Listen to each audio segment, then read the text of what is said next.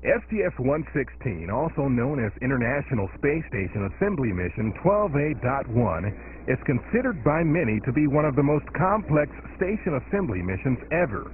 That's due largely to the extremely small margin for error in the vast array of activities. This is the flight when the crew and the ground have to be completely in sync because of the time pressure that exists, especially on the second and the third spacewalks. The crew and the ground have spent a lot of time training, probably more than any other flight in recent history. The main focus of the mission is to maximize the station's long-term ability to produce and distribute electricity. This calls for an update of the station's electrical and thermal systems. Prior to STS-116, the electrical power system has been in a temporary setup, with primary power routed directly from the solar arrays on the P6 truss to conversion and distribution units on the Destiny Lab and the Z1 truss. Rewiring the station will place it into its designed configuration.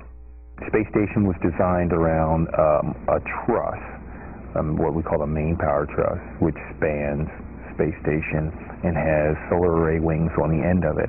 Right now, one of those solar array wing sets is actually situated on top of space station in a temporary place.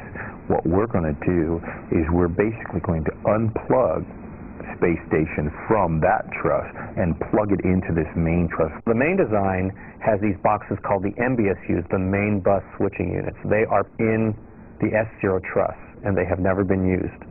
Those main boxes have the capability of having primary power with backup power and cross-strapping, so that if you're having a problem getting power from one set of arrays, you can talk to another MBSU and just very simply swap different power channels around. The process of rearranging the electrical system to make it more powerful and versatile is initiated by Mission Control the day before the second spacewalk.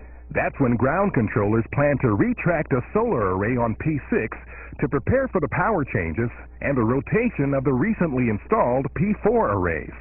And the reason the retraction was important is the P6 array is like this, the P4's array is like that. The P4 array, to track the sun and get electrical energy, has to be able to rotate 360 degrees. So the ground controls, they will first do some kind of power reconfiguration such that the power is used to come from this one we're retracting now kind of comes from somewhere else. Then they will do most of the commanding. And maybe most of the worrying, since they are uncertain how well an array that's been fully extended and exposed to the space environment for so long will fold back up. If the array doesn't fold up as planned, options include having spacewalkers manually retracted using a power tool or leaving it partially retracted, but still giving the P4 arrays enough room to rotate. The rewiring of the electrical system starts the next day. Spacewalkers will undo the temporary connections and then make the permanent connections. But the most unpredictable aspect of the day kicks in before the spacewalk starts, when Mission Control shuts down about half the station's power.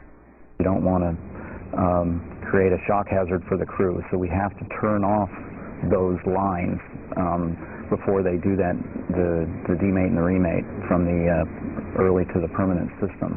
A jumper cable will be installed inside the station so critical systems can be powered by the half of the electrical system that's still operational.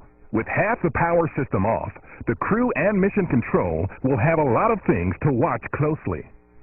The space station has got redundancy in that it's got 4 basic channels, and we number them 1, 2, 3, and 4. So when we turn this all off, that means we just lost redundancy on all of those systems, so I'm now 0 fault tolerant.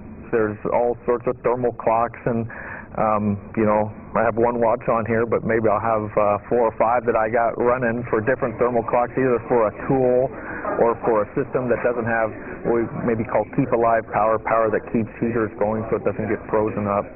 The concerns are just as prevalent when ground controllers turn everything back on. When we power this up, there's a lot of boxes there which has never been used before. And it might even be that during the EVA, when we do the power down, when we then power it up again, they say, oops, this one doesn't work. And so that's when we start doing different spacewalk contingency procedures to to either replace boxes, fix boxes, whatever we need to do to get that system up and running. To complicate things even further, in a high-tech Catch-22, the thermal control system that cools the electrical relay units, or MBSUs, needs to be brought online. But that system is powered by the same electrical units it's designed to cool. The MBSUs can't operate too long before overheating, so getting the cooling system running involves pressure in more ways than one. We power up, now the pressure's on the thermal control officer to get the pump running. It has to come up to a certain pressure first before you can then push the fluid through the system. The overhaul of the electrical and thermal systems will be completed the following day. When finished, it will increase the number of U.S. solar arrays powering the station from 2 to 3. Another job for the crew will set the stage for even greater increases in power for the station. They will install a new segment of the station's girder-like truss called the P5 short spacer. We call it a spacer, and in essence it goes at the end of P4, which is another truss structure which has a pair of solar arrays. To attach the spacer, it will first be moved into a pre-installed position, just inches from the P4 segment to which it will be attached. The arrays on P4 will be locked in place to give the crew room to work. The P3, P4 solar array wing is live at the time, so there's going to be some black boxes on the end of P3, P4 that are live powered. And so with that clearance, the biggest worry is that you don't hit the box that has the live power on it. Because TV camera views are not available, the spacewalkers will verbally guide robot arm operators as they move the spacer into its final position. It's really like almost threading a needle through a needle eye to get this P5 in place. At some place the margin is only I think the nominal would be 7 centimeters. The new segment will allow for the eventual relocation of the P6 and its solar arrays. The spacer segment provides separation so that the P6 and P4 arrays can rotate without hitting each other. A rotation of another type on the mission takes place when Sonny Williams swaps places on the space station with flight engineer Tomas Ryder. Although this is only a partial station crew change, it's the first by a shuttle since the Columbia accident, enabling NASA to maintain an American presence on the station without sole reliance on the Russian Soyuz vehicle. I think probably the most significant thing for us to take from the exchange of Thomas Ryder for Sonny Williams is that we're back in business. And what that means for NASA is getting back on track to the task at hand of not only completing Space Station, but bolstering its potential for this and future chapters of human spaceflight. The 7-person crew of Space Shuttle Discovery is helping to prepare the International Space Station to maximize its power and its potential. Mark Polanski is on his second space flight. His first mission was STS-116, an ISS assembly mission in 2001. But this mission is his first in a new role, commander of the Space Shuttle. I really need to know the big picture, what's going on with the entire crew, as well as concentrating on the things that in particular I'll be performing on the flight. So it's sort of like being both a player and a coach at the same time. While growing up in New Jersey, he was fascinated by television coverage of space missions and had a notion he wanted to be an astronaut. A history lesson of sorts in college helped motivate him even further. I happened to go by chance to Purdue University, which boasts the first and last men to walk on the moon, Neil Armstrong and Gene Cernan, as alums. And I got to meet Gene Cernan during a visit back in the dorm I was at, and it got me thinking about, this is something that a guy could do. So he changed his major from physics to aeronautical and astronautical engineering, joined Air Force ROTC, and 4 years later left Purdue with a bachelor's, a master's, and a commission to the Air Force, where he became an instructor and test pilot. Polanski came to NASA as a research pilot and was selected for astronaut training in 1996. Pilot Bill Oeflein is making his first space flight. Growing up in Anchorage, Alaska, Oeflein developed a love of the outdoors. In a way, he credits the lack of roads there with putting him on the path to NASA. It became apparent to me the best way to go out and do some of the exploring was by flying airplanes. So I worked hard and got a pilot's license and got a float plane rating. And as I got older, I started thinking, well, maybe somebody will actually pay me to fly airplanes for them. So after earning a bachelor's in electrical engineering from Oregon State University, O'Flynn became a naval aviator, making deployments to the Pacific and Indian Oceans and to the Persian Gulf. Then, after spending some time as a test pilot, he applied and was chosen for astronaut training in 1998. His duties at NASA have included working as a capsule communicator, or CAPCOM, on several missions. It was after one of his CAPCOM shifts that O'Flynn got a call he won't soon forget. I kind of had it in the back of my mind when I got that call to come down to the corner office that maybe this is the call that you're waiting for. So sure enough, I go in there and then they ask me, hey, you still interested in flying in space? And I said, sure. Nicholas Patrick was born and raised in the United Kingdom. Although there were many things he wanted to be while growing up, seeing the Apollo 11 moon landing had the biggest impact on him. The amazing thing about it was that they had just done it, and maybe this meant that we would all be going to the moon someday soon, and I wanted to be a part of that. After earning 2 engineering degrees at the University of Cambridge, Patrick designed jet engines for an aerospace company in the U.S. He eventually became a dual citizen of the U.S. and UK and got a master's and doctorate from MIT. He was chosen as an astronaut in 1998. The former private pilot and flight instructor says experiences like the NASA underwater mission he was part of in 2004 have helped prepare him for his first space flight. And the great thing about Aquarius is it's real. It's not a simulation. When you go down there, you're responsible for your own safety, and nature intervenes with all of your mission objectives. And I think that's what makes it most like a space flight. Bob Kirby is a veteran of 2 space flights and 3 spacewalks. The native of Baltimore says becoming an astronaut wasn't really his goal. I was always interested in spacecraft and aircraft. Thought I'd be a spacecraft or an aircraft designer. Grew up being a big fan of Werner von Braun's, but never really thought I'd be an operator. I thought I'd be a design kind of guy. But after earning an aerospace engineering degree from the Naval Academy in 1984, Kirby transitioned to a career as a Navy fighter pilot. Several overseas deployments and 2 advanced degrees later, a field trip helped him make his next move. When I was going through test pilot school, we actually took a field trip down here to Johnson Space Center and had lunch with Kathy Thornton, who was an astronaut at the time. And I'd say after having lunch with her and talking to her, I decided I wanted to do what she did. He came to NASA in 1995. A few years later, he made his first spaceflight on STS-85, a research mission.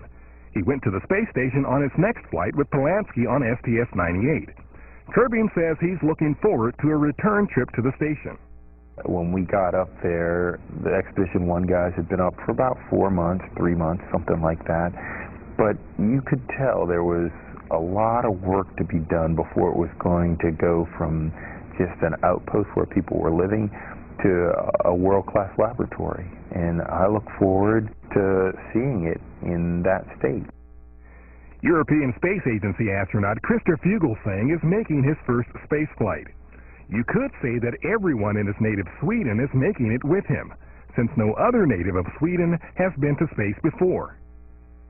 I think and I hope that will kind of mean a lot to Sweden also, that people will see the joy with space, the adventure, the future space will raise the interest of space. The Stockholm native is an avid sailor and holds a master's in physics engineering and a PhD in experimental particle physics. Fuglesang says he'd always thought about going to space, but the opportunity seemed out of reach until ESA, through the national agencies, in my case in Swedish National Space Board, they were announcing that they were looking for astronauts. I was actually a researcher at the research lab CERN in Geneva at that time. But he applied and was selected. He trained in Europe and Russia with fellow ESA astronaut Tomas Ryder, who's about to depart the space station after 6 months. Fuglesang was Ryder's backup for the Euromir 95 mission to the Mir space station. Fuglesang coordinated activities from Russian mission control while Ryder was on board Mir. The 2 now get a unique opportunity to work together again. We never thought that we ever would fly together in space. I guess it would be like suddenly meeting an old friend on some foreign island somewhere, It would be really great to see Thomas up there. Looking forward to that. Chicago native Joan Higginbotham will operate the station robotic arm on the mission. Working at NASA, let alone becoming an astronaut, wasn't part of her initial plan. What I had envisioned for myself was to get a degree, my electrical engineering degree, and go on to work for IBM. And it seemed like a natural fit at the time because I had interned with them for 2 years in college. But the company instituted a hiring freeze on engineers. Then, to her surprise, the Southern Illinois Carbondale graduate got a call from NASA. I started working for the Kennedy Space Center as a payload electrical engineer. And somewhere during that, about 3 years into my career, I actually went back to get an advanced degree. After being a finalist on her first attempt to get into the astronaut corps, Higginbotham, who took up bodybuilding because of the discipline it requires, went back to school for a more technical degree. She was selected by NASA in 1996. Higginbotham says what she's done so far pales in comparison to what she, her crewmates, and others will do on this and subsequent missions. When we go back to the moon and on to Mars, I don't think those operations are going to be any less complex than the ones that we are doing now. So it's essential for us to master these skills now, for us to continue with our exploration. Sonny Williams is a commander in the United States Navy. Williams was born in Euclid, Ohio, and grew up in the Boston suburb of Needham, Massachusetts. She remembers the excitement of the first moon landing and of thinking that it'd be cool to be an astronaut. But I never really thought that that would happen in my life. It seemed too far out there, something that I could never achieve. And it wasn't on her radar as she grew up, nor when she won appointment to the U.S. Naval Academy, where she earned a bachelor's in physical science. She was first a diver and then a helicopter pilot. That led to the Navy's test pilot school and a class visit to NASA's Johnson Space Center, where she heard a talk by Apollo and Shuttle astronaut John Young. And I remember him talking about learning how to fly a helicopter to land the lunar lander. And, something just clicked in my head, and I said, wow, maybe there's a use for helicopter pilots if we're going to go back to the moon. So she earned a master's degree in engineering management from the Florida Institute of Technology and was selected as an astronaut in 1998. I think just the appeal of people in space and people on the ground being able to relate to those people in space really makes people start to wonder, like, wow, what else can we do? I am half Indian, and I'm sure, a group of Indian people who are looking forward to seeing the second Indian person of Indian origin flying up in space. So it's nice to know that everybody brings along with them a group of people from all over the world that get interested in space.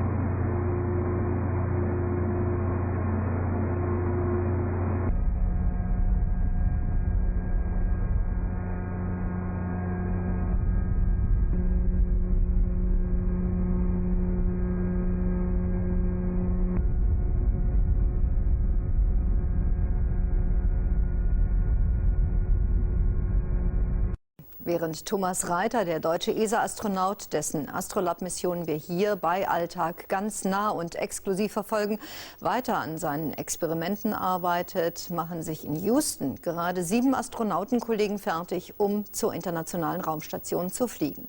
Von ihrer Mission hängt auch ab, wann Thomas Reiter wieder nach Hause kommt. Gestern stellte die NASA das Team der Shuttle-Mission STS-116 vor.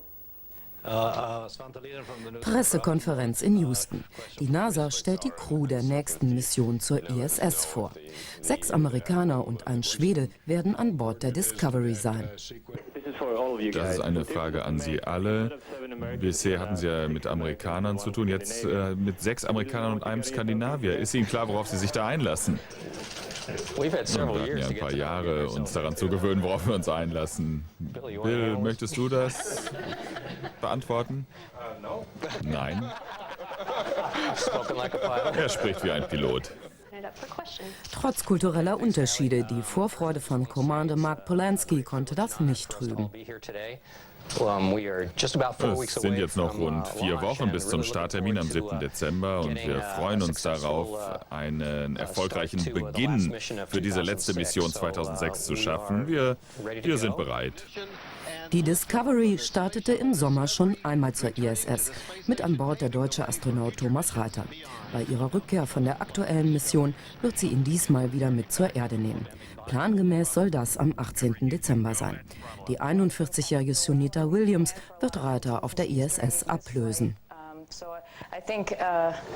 Also ich schaue jetzt wirklich nach vorn auf diese Mission 116.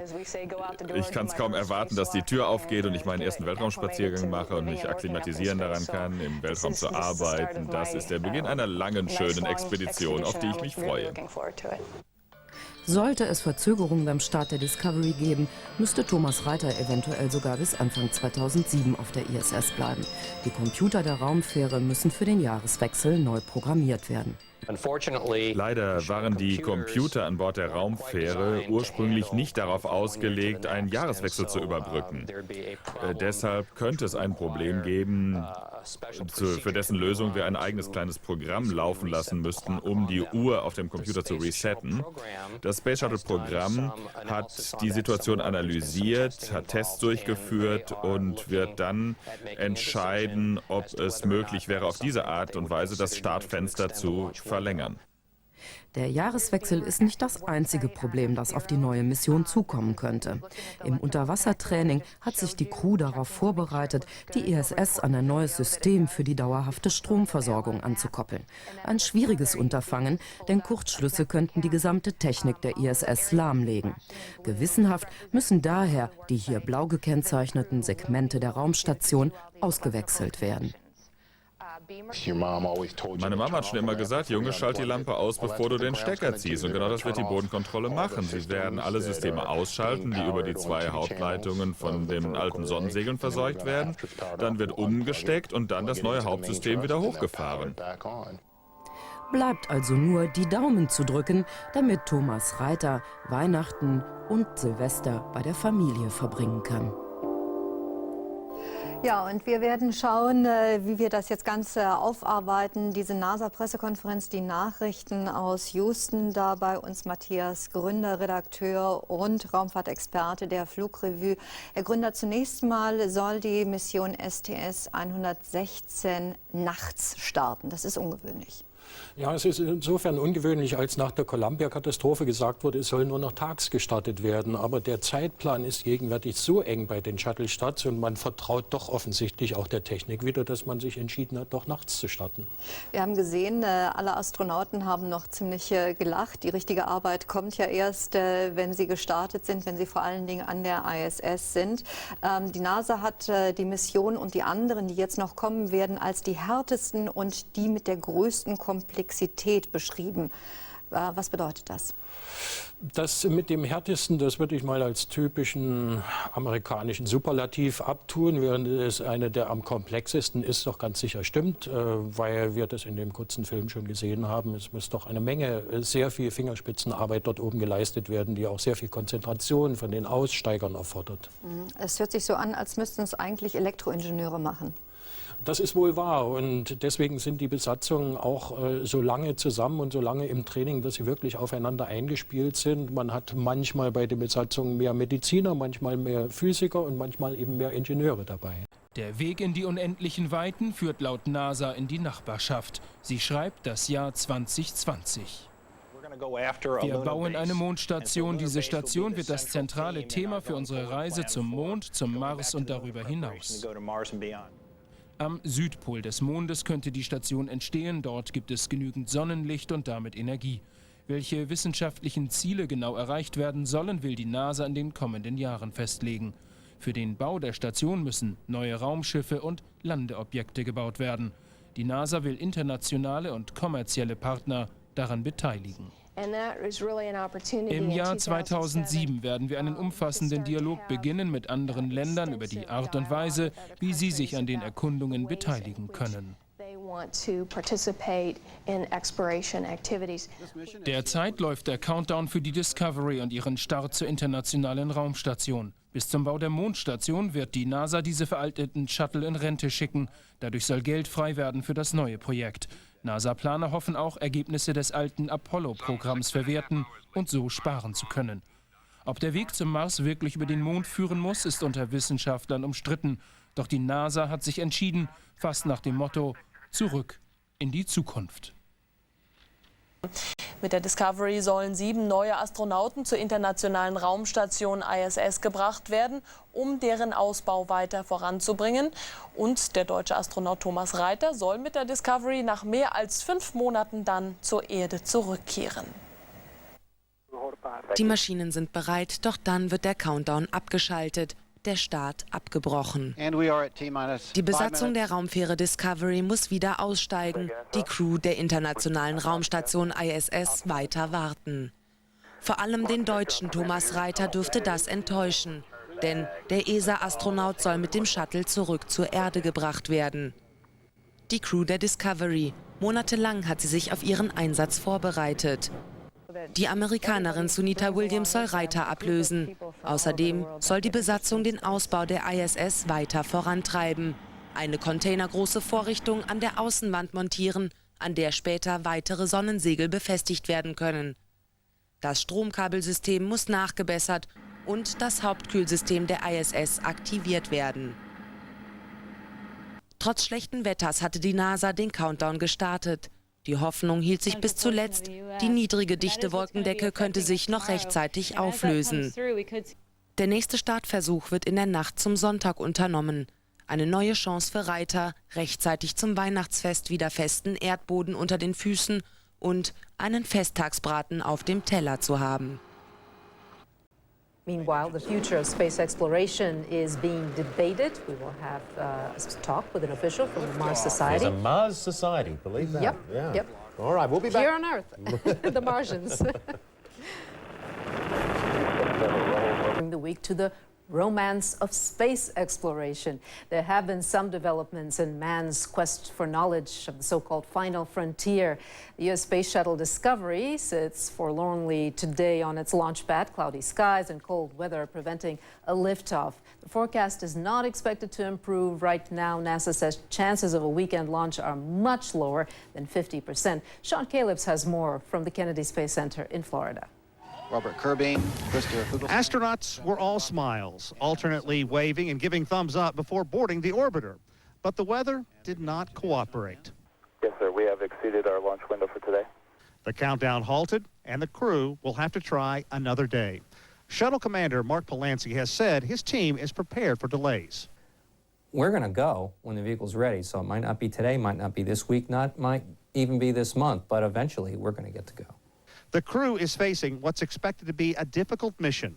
Astronauts will bring one set of solar panels online and deactivate another, partially retracting the massive structure that has been the temporary source of power for the space station for the last 6 years. And that could prove tricky. I think one of the flight directors was credited as having the analogy of if you had this really old roadmap that has been in your car and it's just been unfolded out there in space for 6 years, and now you want to very neatly fold it all the way back up.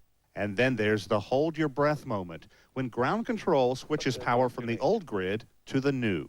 Is it going to work? Well, we all hope it's going to work. We've planned for it to work. There will be 3 grueling spacewalks to finish the job. And here's some pictures of the so-called White Room. NASA authorities working on opening the hatch to get the astronauts out of the shuttle, where they have been for a number of hours. They will not try for a launch again on Friday. We are told the next time for a conceivable launch would be around 8:46 on Saturday evening, but the weather for the weekend is sketchy as well. That's the latest from the Cape. I'm Sean Calebs. Well, our research in Earth orbit is frustrated. There has been an exciting discovery, courtesy of the Mars Global Surveyor. Photo research suggests that water may currently be flowing on the red planet. Scientists are certain that water existed at some point in the planet's history, but this is the first indication there is currently water on Mars. Meanwhile, the U.S. space program struggles with what to do next. Earlier this week, NASA announced plans for a permanent base on the moon. And the Pentagon recently proclaimed space a crucial part of its defense plans, as important as sea or air power. Well, many argue that the expense of space travel is not worth the benefits. NASA counters that argument with several reasons to return to the moon, according to the agency's website. First and foremost, as astrophysicist Stephen Hawking has said, mankind's survival may depend on living on the moon. NASA also sees expanded travel to the moon as a vital stepping stone toward further exploration of other planets, especially Mars, and it hails the pursuit of scientific knowledge about the moon and Earth and our place in the universe. For more now on the future of space exploration, we're joined live by Chris Carberry. He is the political director of the Mars Society, a group dedicated to furthering the goal of exploration of that planet. Mr. Carberry, thank you so much for joining us. Well, thank you. So you're dedicated to getting mankind on Mars. How do you feel about getting mankind first to the moon and then possibly to Mars? Well, actually, the Mars Society has embraced the concept of going to moon first. We understand that there certainly is value in the moon, and we can go there first. And we do support the concept of having a moon base first. We have supported the vision for space exploration essentially from the moment it was announced. However, we don't actually support, if the moon base actually is a serious impediment to Mars exploration, I don't think we could actually support that. It doesn't take that large an imagination to think that if we built a moon base before we went on to Mars, that could delay Mars exploration by quite a while. And Mars is a much more interesting... Yeah, and certainly divert precious resources. Oh, absolutely. And as we know, with Congress, budget cycles, and everything else, the longer we actually delay a mission to Mars, the less likely it is to happen. So if we get stuck on the moon, the more likely it's going to turn into a moon-only plan.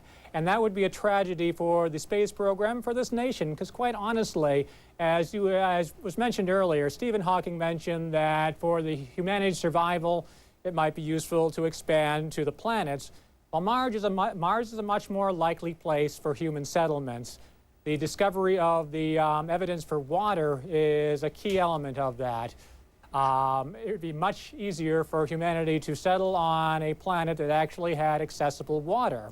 And Mars also has an atmosphere. Yeah, I hate to disagree with a person of the stature of Stephen Hawking, but some have disagreed with what he has said and said, well, why don't we just send unmanned spacecraft? It's cheaper, it's more effective, and it's very, very much less risky than sending humans. Well, sometimes you have to take a risk, and I would say it's not very much more effective. Actually, a human crew could probably accomplish in a day what the 2 rovers have accomplished. Spirit and Opportunity rovers have done a remarkable job, but humans are much better explorers than robots are. There's not a robot on Earth that could do in several years what human explorers, human geologists could accomplish in just a day or 2. So in effect, although robotic exploration, sending a probe to Mars, is less expensive than sending humans, I'd argue that humans are actually far more efficient than sending robots. It would take an awful lot of robots, an awful long time to actually achieve the amount of science objectives that one single human crew could achieve. All right. You're betting on humans. Thank you so much, Chris Carver, Political Director thank you very much. of the Mars Society. Well, regardless of where NASA decides to focus next, it's likely to be more dramatic than the current shuttle and space station missions we've gotten so used to, if only because it will be something new. So we'll just wait to see where the next final frontier exploration takes us. Michael, it's back to you. Die US-Raumfähre muss wegen schlechten Wetters vorerst am Boden bleiben. Ein neuer Startversuch ist jetzt für Sonntag geplant. Die Astronauten sollen die internationale Raumstation ISS weiter ausbauen. Auf dem Rückflug wird die Discovery den deutschen Astronauten Thomas Reiter mit zur Erde bringen. Ja, wir haben ihn gerade gesehen. Guten Abend, meine Damen und Herren. Thomas Reiter, er schwebt noch immer und er wird länger im All schweben als geplant. Ja, ich begrüße Sie zu Alltag unserer Sendung zur Thomas-Reiter-Mission. Der deutsche Astronaut Thomas Reiter dürfte heute Nacht die Nachrichten auf seinem Computer in der Raumstation ISS 400 Kilometer über uns allen mit Spannung verfolgt haben. Denn das Space Shuttle Discovery stand in Cape Canaveral zum Start bereit. Mit ihm sollte er am 19. Dezember zur Erde zurückkehren. Doch der Rückflug in 10 Tagen muss verschoben werden. Die Discovery blieb heute am Boden. Katharina Ohm sagt Ihnen, was geschehen ist.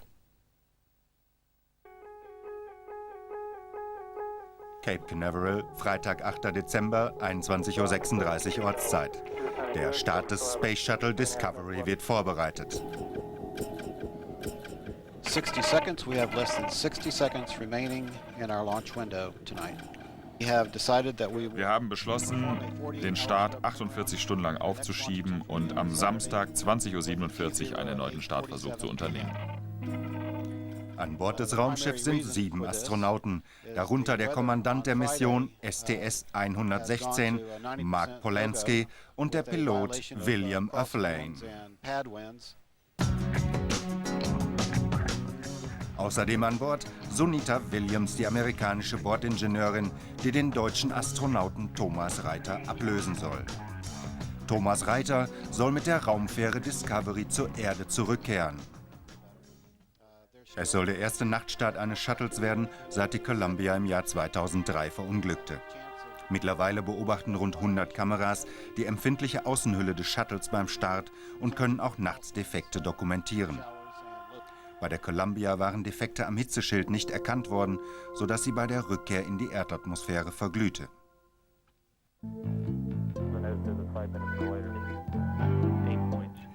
Der Auftrag der STS-116 getauften Mission, Transport von Kleinteilen und Versorgungsgütern sowie eines 2,5 Tonnen schweren Auslegers zur Erweiterung der Raumstation.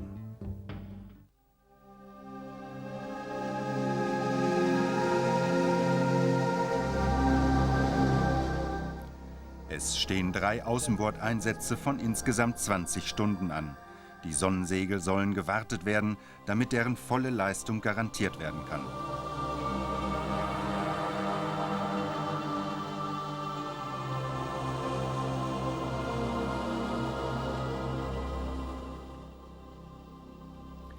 Die im September von Shuttle Atlantis angelieferten Segel werden ausreichend Strom für 6 Astronauten liefern. Außerdem soll die Crew innerhalb und außerhalb der Station neue Kabel verlegen und die Elektroanlage überholen. Noch 9 Minuten, der Countdown läuft. Doch dann machen Gewitterwolken der NASA einen Strich durch die Rechnung.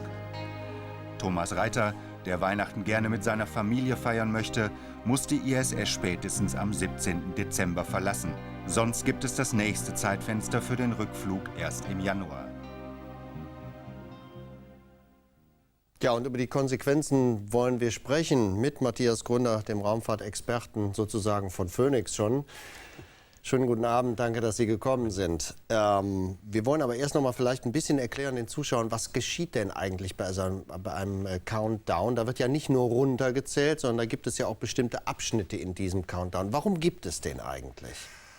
Wir müssen uns das Shuttle-System natürlich vorstellen als unendlich kompliziert und komplex. Da sind so viele Dinge, die damit zusammenspielen. Es ist nicht bloß das Drücken auf das Knöpfchen, damit die Triebwerke anspringen. Da muss noch mal alles kontrolliert werden. Da sind unglaublich viele Sensoren an Bord.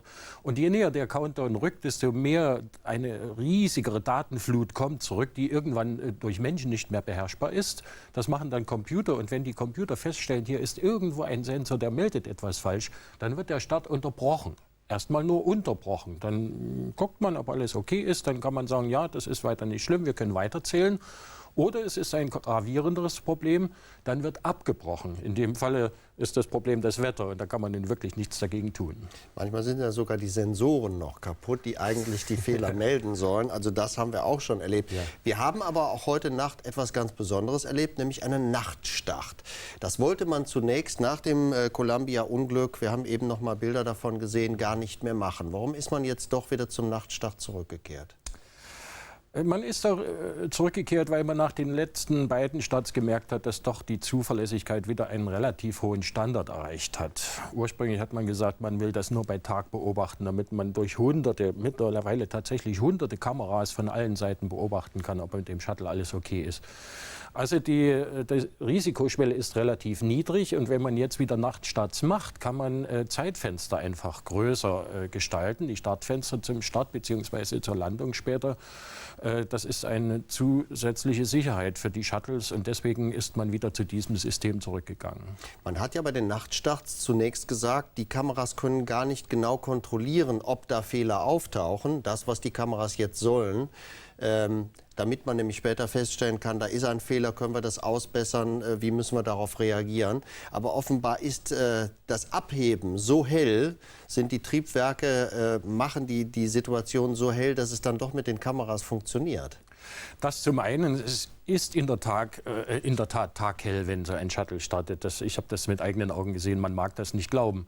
Es kommt aber noch dazu, dass rings um das Startgelände bis hin zu den Bergungsschiffen, die dann die Feststoffbooster einsammeln werden, zusätzlich zu den Kameras noch Breitbandradars aufgebaut wurden. Man kann also unabhängig von Bewölkung, von Tages- und Nachtzeit sogar noch mit Radar beobachten und das sind zusätzliche Sicherheiten.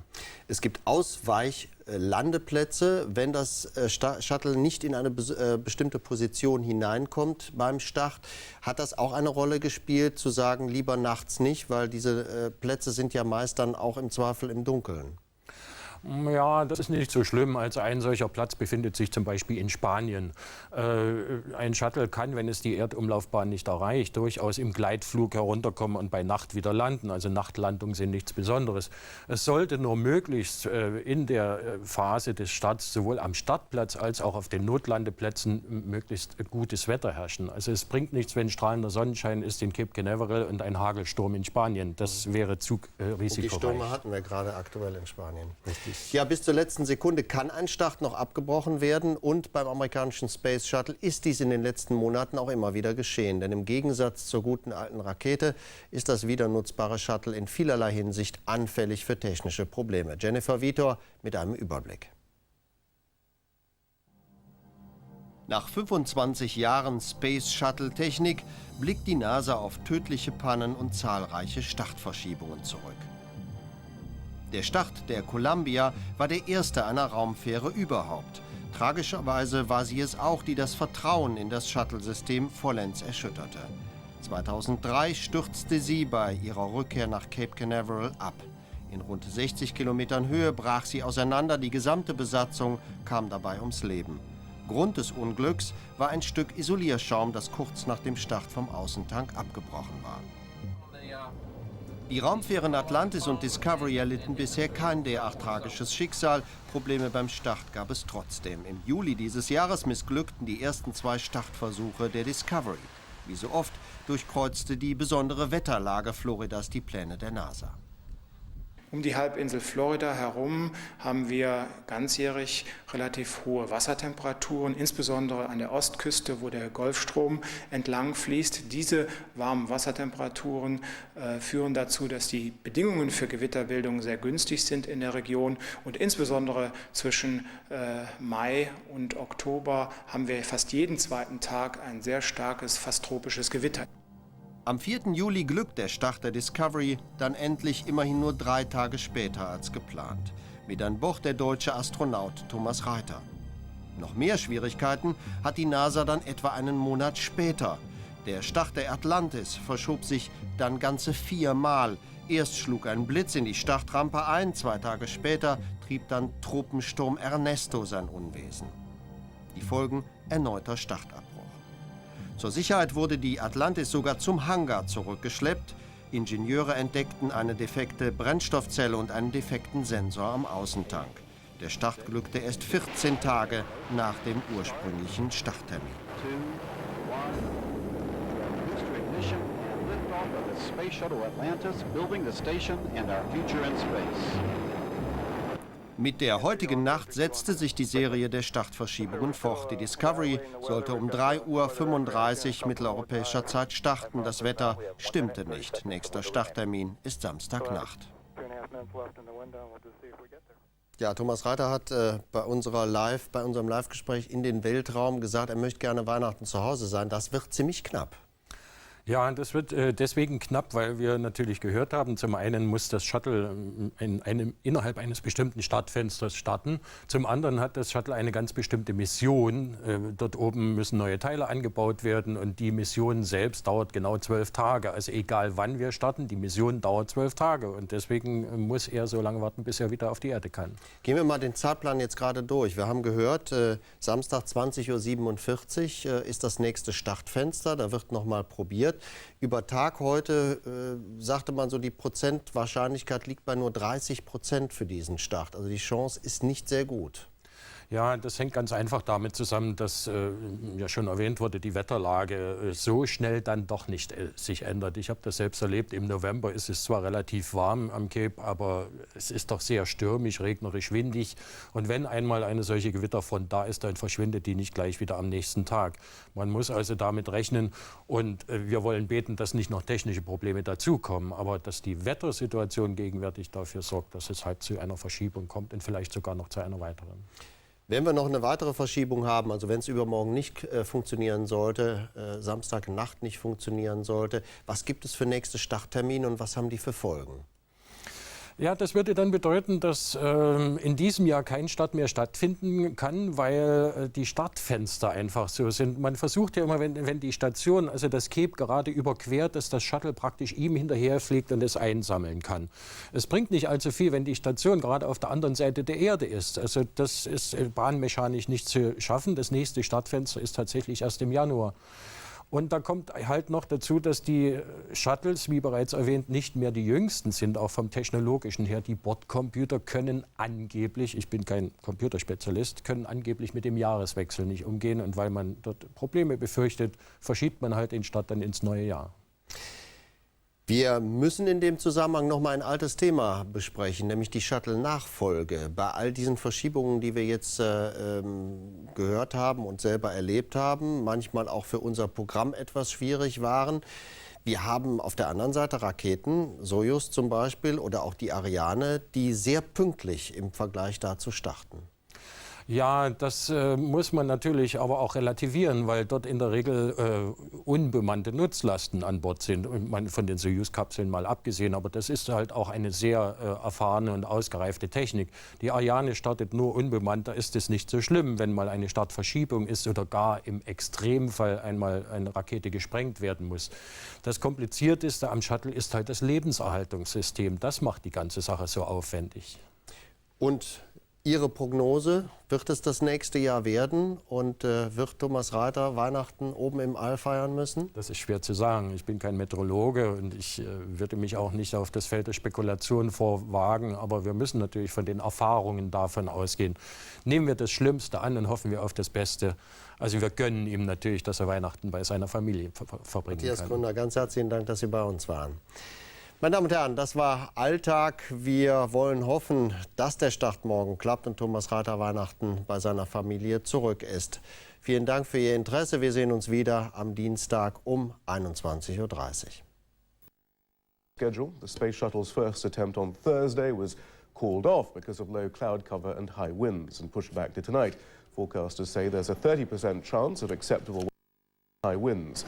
When Discovery's 7-member crew does lift off, it will be headed for a complex rewiring job at the International Space Station.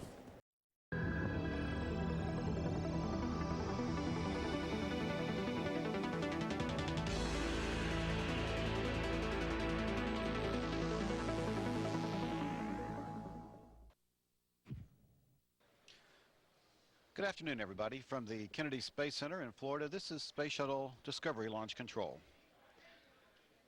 The countdown for the launch of Space Shuttle Discovery on mission STS-116 continues today. Launch is scheduled to occur at about 8:47 p.m. tonight Eastern Time, and our launch opportunity window extends for about 5 minutes.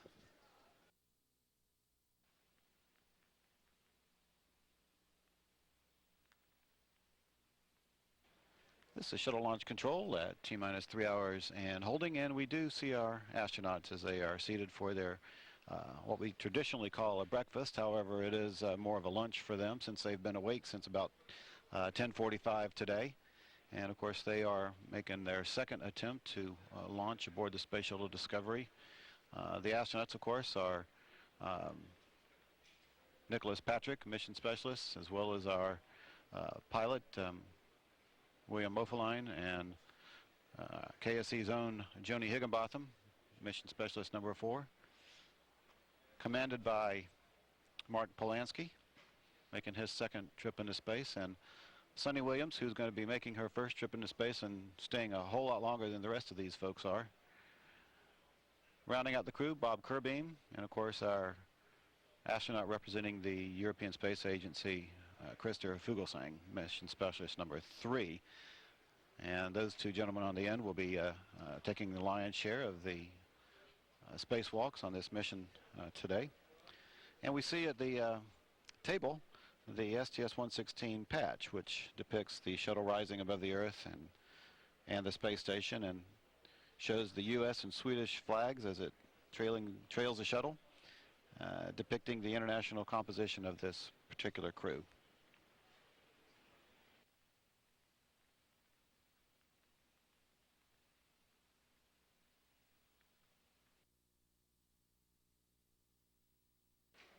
And we do have live pictures of our astronauts as they are in the suit-up room. Mark Polanski, of course. This is his second space shuttle flight. He was first pilot on mission STS-98 back in 2001. And moving over next to him should be our pilot, William Mofeline. And of course, this is his first space flight.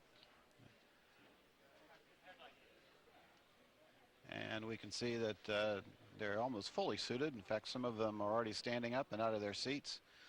This looks like Nicholas Patrick, yes, as he is standing up and making final checks. Of course, talking with Joni Higginbotham, who is, both of these folks are on their first shuttle flight today.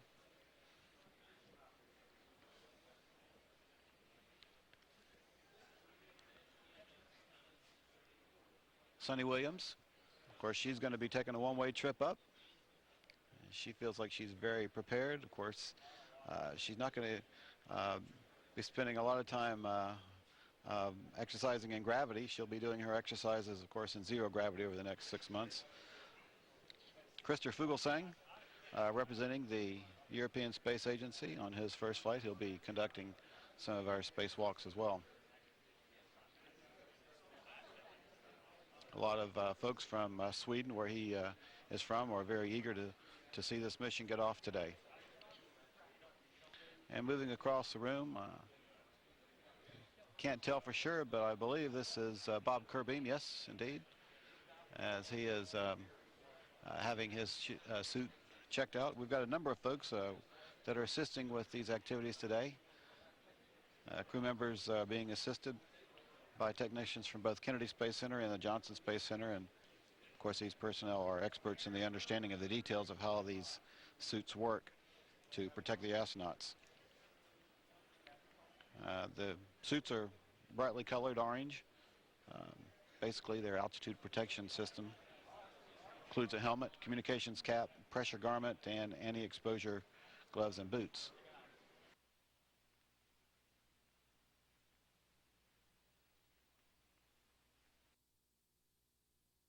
This is Shuttle Launch Control, and of course, these are the astronauts as they're walking down the hallway from their crew quarters. This is the second opportunity to launch these folks into orbit. The first opportunity, of course, we had to scrub on Thursday night due to low clouds, but here we go again. They're climbing into the elevator and looking for a good launch opportunity tonight.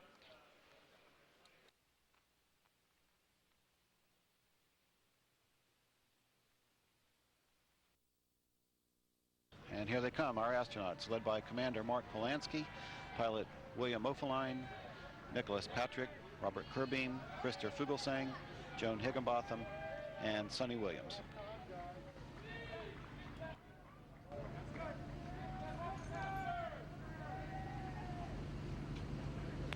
The astronauts are on schedule, which is a good indication that we are back on schedule now with a slight delay in our tanking activities.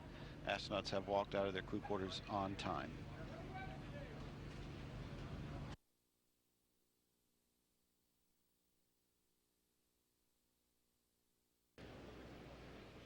And they're coming off the vehicle, and as is the custom, they like to go back, some of them anyway, to go back and take a look at the Space Shuttle Discovery from the pad surface. Of course, they're in their launch and entry suits.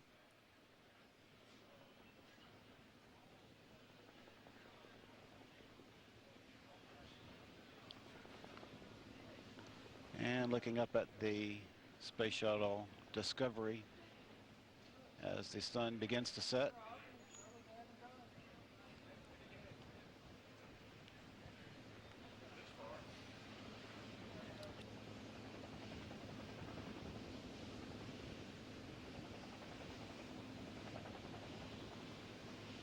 And some last goodbyes and congratulations.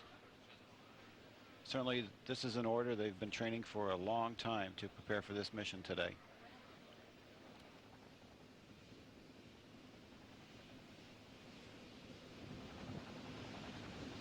In suiting up, looking at the skies, hoping that tonight's launch attempt will be a go, but NASA does acknowledge that the forecast is not looking good for a liftoff in about 3 hours from now. Meteorologists say that there's a 70% chance that clouds and high wind will force a third delay in as many days. Once Discovery does lift off, the astronauts will continue construction of the International Space Station and also take a series of lengthy spacewalks. And these were live pictures that we were watching. And speaking of the weather and the launch, Martin Jeans is joining us now. Martin, 70% chance that the weather will not cooperate. Is it getting any better? It's about the same, actually, really. So for eastern Florida, it's been the same story all day. We're seeing a lot of clouds spilling in to the eastern parts of the state, actually, from the Atlantic. We're also seeing a lot of cloud, of course, associated with those showers and some winds. So we wish them well, and of course, we'll stay with that story and keep you up to date.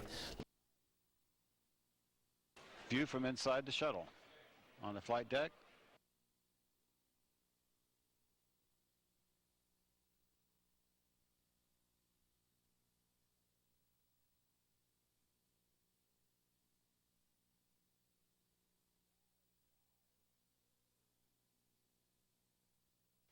OTC, OBCC. Go ahead, sir. Yes, sir. MS5 support. Copy 2225 GMT. And a good view from inside Space Shuttle Discovery as Sonny Williams makes her way to her seat on the middeck. She'll be joined on the middeck by Joan Higginbotham, who will be sitting next to her, and then on the other side will be Christer Fuglesang, who is representing the European Space Agency. Good view of Christer Fuglesang as he prepares for his entry into the vehicle. OTC, CDR, com check. CDR, OTC, read you loud and clear. Evening, Roman. Good evening, John, loud and clear.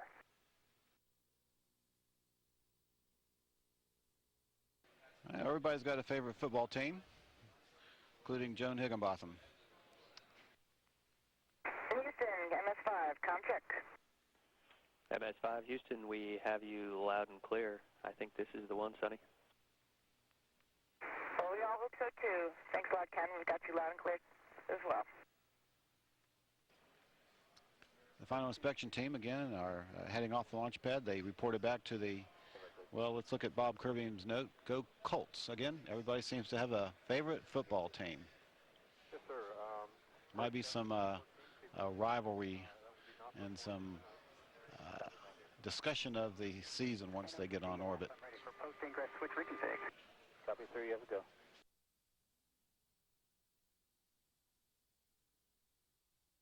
John Zarella is monitoring the developments and joins us now from the Kennedy Space Center in Florida. Hi, John. What are the chances that we see liftoff this evening? Well, they look as if they're getting at least a little bit better now than they were earlier, so a little bit more optimism here. The big issue right now is winds, and it's not so much the winds out at the launch site, although you can see the flag blowing here at the Kennedy Space Center very briskly. It's the winds that are over at the emergency landing facility. Should there be an emergency and they'd have to return here to the Kennedy Space Center, the crosswinds there are problematic. They can't exceed 15 knots. And right now they're gusting between 12 and 18. So it's going to be a real-time call as to whether they can get off the ground at 8:47 p.m. Eastern time here in just a couple hours, 2 hours and 25 minutes or so.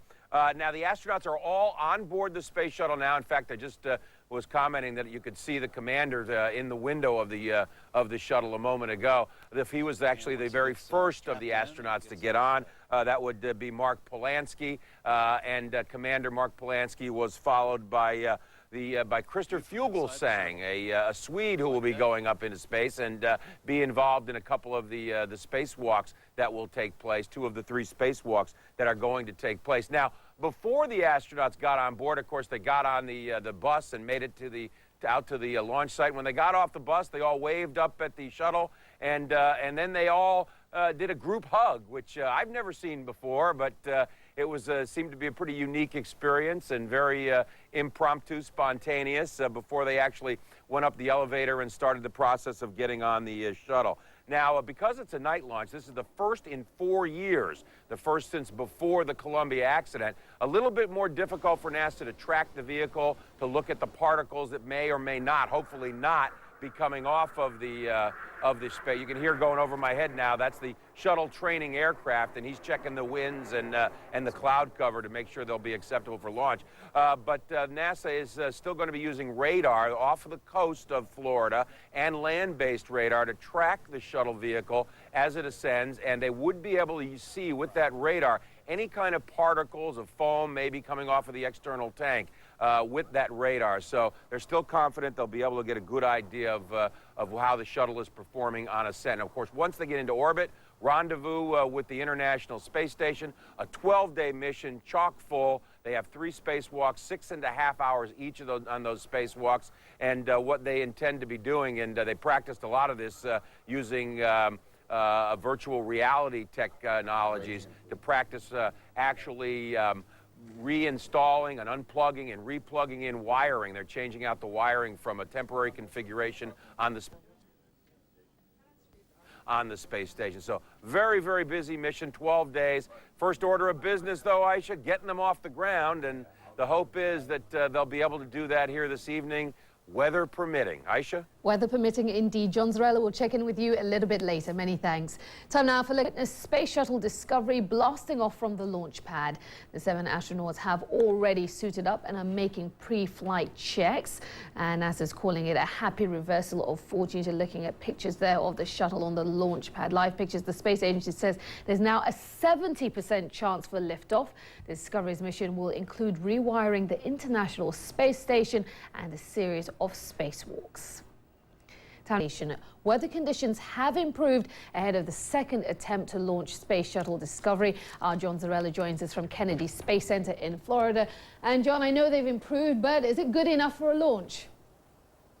Boy, Aisha, it sure does look like it is right now. The latest weather report we have from NASA is that everything is green, no red on their weather board, which means the winds have come down to acceptable levels.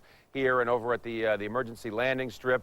No cloud cover. You can look up in the sky and you can see stars here tonight. So the earlier predictions today of 70% chance that they would not be able to go have done a complete flip-flop, and now it's a 70% chance that they will be able to go with Discovery in about 30 minutes time here. The astronauts, of course, are all suited up. They are inside the space shuttle awaiting the last 30-minute countdown as they proceed towards that 8:47 Eastern Time liftoff. The first to get into the space shuttle was Commander Mark Polanski, and that was about 2 hours ago now when Polanski got on board the space shuttle, and he was followed by mission specialist Christer Fuglesang, and he's from Sweden, and he will be involved in 2 of the 3 spacewalks that they'll be undertaking on this shuttle mission.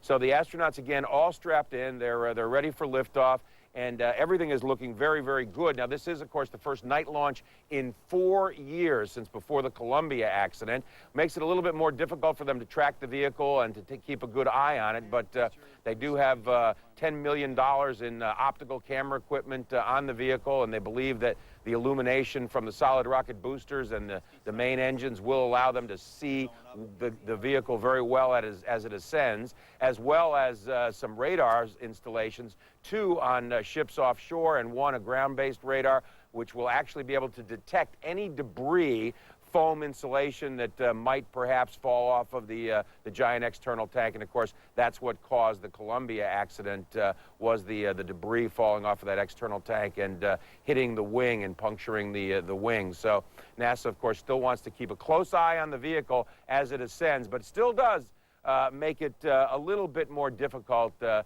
see it, Aisha, when they are trying to do a night launch. John, bearing that in mind, why then go for the night launch in any case?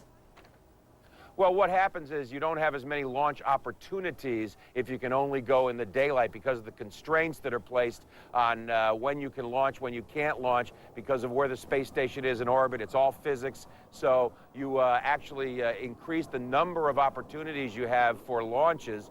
And don't forget, they still have to do 15 missions between now and when the shuttle's fleet is retired in 2010. So having these night launch opportunities gives them more opportunities to launch shuttles over the next 4 years and complete the construction of the International Space Station before the retirement of the shuttle vehicle. Aisha? John Zarella there at the Kennedy Space Center. Thank you so much. We'll check in with you a little bit later, John. Thank you. And attention all personnel, this is the NTD conducting the launch status check. Verify ready to resume count and go for launch. OTC? OTC is go. TVC? TVC is go. PTC? PTC is go. LPS? LPS go. Houston flight? Houston flight is go. Mila? Mila go. STM? STM is go. Safety console? Safety console is go. SPE? SPE is go. LRD? LRD is go. SRO? SRO is go. You have range clear to launch. And CDR? CDR is go. Launch Director NTD, the launch team is ready to proceed. Discovery Launch Director, air to ground 1. Go ahead. Okay, Roman, 48 hours makes a tremendous difference. The weather is outstanding. The vehicle's in great shape, so we wish you all good luck, Godspeed, and we'll see you back here in 12 days. Okay, Mike, on behalf of the whole crew, we want to thank you, your launch team, and all the men and women working on the NASA team. You're all going to be with us tonight, going to orbit. We look forward to lighting up the night sky and rewiring ISS. See you in a few weeks. Thank you very much, Roman. And to the launch director, you're clear to launch Discovery. Copy that. Thank you. Countdown clock will resume on my mark. 5, 4, 3, 2, 1, and we are at T-minus 9 minutes and counting. The ground launch sequencer has been initiated. NASA Test Director Jeff Spaulding is about to call for the transmittal of stored pre-launch commands as Discovery is prepared for launch on shuttle mission STS-116, less than 9 minutes away on a 12-day mission to the International Space Station. CLS is go for orbiter access arm retract. Discovery OTC. The destiny of space beckons you to pave the way for space exploration. Good luck tonight. Thanks, OTC. We'll see you in a few. You are looking at live pictures from the Kennedy Space Center in Florida, and the Space Shuttle Discovery is on the launching pad awaiting the go-ahead to blast off into space. This is the second attempt to take off, and the crew are strapped in. Let's join our sister network, CNN USA.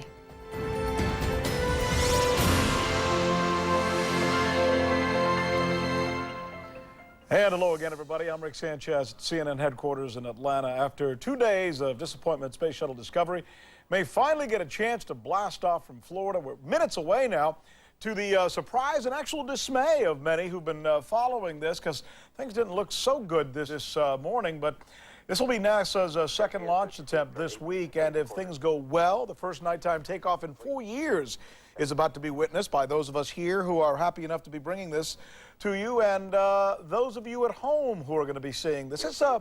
This is television news's example of must-see TV, because once you get hooked into watching one of these shuttle launches, you have a tendency to stay with it. Someone who's been watching these for many, many years now is CNN's John Sorella.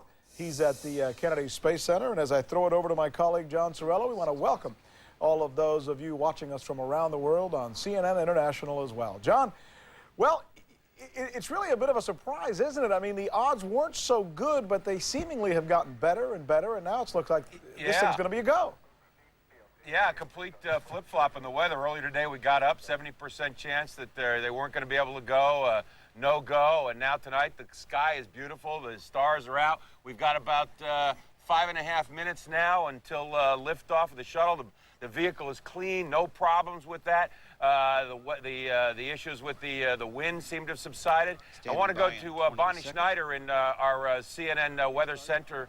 And Bonnie, it's amazing what a flip-flop has taken place here tonight. Right, and you know how Florida weather is so changeable. We were watching the winds, particularly some of the crosswinds, but as we take a look at the Kennedy Space Center, what we're looking at right now are the winds that have actually died down a bit. Just to give you an idea, an overview of where we're speaking of, the launch pad here, 39B, is where the shuttle is likely to take off from, 39A to the south. The shuttle landing facility is something we were watching as well for strong winds. Currently, the winds are out of the northeast at 11 miles per hour, so there is a breeze going, but at least the gusts aren't stronger than that. As we look towards the landing facility, notice the direction here. Here's the runway, the landing strip, northwest to southeast. And when we're talking about crosswinds, that means winds either coming from the northeast or from the southwest, coming across in the opposite direction, and that's what causes the problem, and that's where the concern has been. But as we take a look at the current numbers, the winds right here near the landing facility are out of the northeast at 10 miles per hour, and that is below the parameters of what's required. So overall, Rick and John, we're looking at pretty good conditions as the way we stand right now. Yeah, and we should point out for the viewers' sake that we're not talking about the wind's effect on the actual launch. It's really the re-entry that they worry about, the possibility that something could happen, and as a result, there would be a tough time because of that crosswind bringing it back. You know, John, you and I have covered a lot of these, both being Floridians, and there was a time when we looked at these space shuttle launches as no-brainers. That's not the case anymore, is it? There's really some doubt now involved again. Well, no, there certainly is, and I think if you talk to NASA, and we're privileged that we have Rick Linehan here with us this evening, and Rick is a veteran mission specialist of 3 space flights, and Rick, you heard Rick in Atlanta saying that, you know, you don't take any chances. I mean, there's no way. No, everything is pre-planned out. We've been very carefully looking at the winds and weather for the last several days now. And crosswinds look great tonight. We'll go for launch. Well, you know, I wanted to ask you, you're up there in that vehicle. You've done it 3 times. It's 3 minutes before launch now. What's going through your mind right now? Right now, the crew is, they've been on their backs for a while. They're waiting to launch. They're all ready to launch. They want to go, but you can bet they're running through all their procedures, their training that they've been through the last year, maybe up close to 2 years sometimes per crew, per launch, making sure that they know exactly what's expected of them, the nominal procedures. They're monitoring flight data file procedures that they have with them, and they're just going through everything that's occurred over the last 2 years outside of training and hoping for the best. Do you have responsibilities as a mission specialist in those last few minutes before launch, or is that pretty much the commander and the pilot? Commander, pilot, and MS2, MS1 on the flight deck have the main responsibilities for launch. There are mission specialists who sit down on the mid-deck, and they'll be monitoring launch and listening but all the bells and whistles are upstairs, and the pilot, commander, and the MS-2, the main people involved with the launch procedures. And what we're seeing right now is that the vent dome being retracted now. Yes. 2 minutes and counting. You're really down to the nail-biting time now, aren't you? Yeah, everybody's anxious. Everybody wants to go. They know what's happening. They're sitting there. They've been on their backs, like I say, for hours now. They've tried this once before. They've trained. They're ready, and you can bet they all want to go. And as you sit there atop that, I know you were mentioning to me, when they retract that the arm away from the vehicle, at that point you look down and you go, whoa, that's a long way down. Yeah, you're a couple hundred feet up at that point. You don't realize it when you climb in, but when that RSS retracts, and if you're in that general area, which the crew isn't, they're strapped in and the hatch is closed, it's pretty impressive. Now, you still have your visors up at this point. What point do you what do you do? What do you do now? We're here 1 minute and 17 seconds now. They'll make the call to close and lock visors. They'll bring their visors down. The crew is as relaxed, as they can be in their suits on their back, and they're talking, but when the time comes and the call comes, they'll close lock visors, they'll turn their O2 supplies on, and they'll begin pressurization of the suits for the ascent phase of the flight. And at that point, is everybody pretty much quiet? You keep it quiet in there? You try to, they call it a sterile cockpit. You try to be as quiet as possible. You only make calls that you need to make, and you listen, and you're making sure all the, and they're transferring our internal power right now, and going down through the launch procedures. I think like 31 seconds is when you get the onboard computers kick in and all, right? GLS kicks in, yeah. And so then this is it. You're down to the final. You're pretty much going now. I mean, you got to go. I mean, certainly things can happen, but you've got a pretty good shot to go. You're closer than you've been to at any other point in your hope. It just keeps counting down, and you hear that final 10-second count. All and right, it's coming up. Let's listen in. This is it. Looks like we're your go for launch here tonight. T-minus 15 seconds and counting. Main 10 engine seconds. start at 6 seconds. We have a go for main engine start. 6, 4, 3, 2, 1. We have booster ignition and liftoff of the Space Shuttle Discovery, lighting up the nighttime sky as we continue building the International Space Station. 44 million horsepower, 0 to 3,500 in under 2 minutes.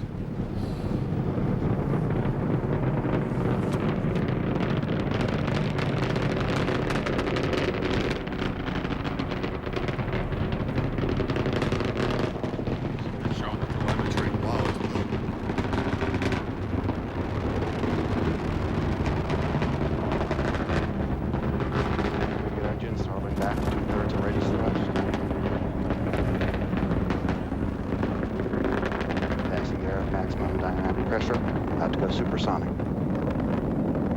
There's a view from the external tank camera. They'll tell us when to talk. Discovery Houston, go at throttle up. Go at throttle up. All systems remaining go for Discovery. Altitude 8 miles. Speed 1,700 miles an hour. Downrange 10 miles from Kennedy Space Center.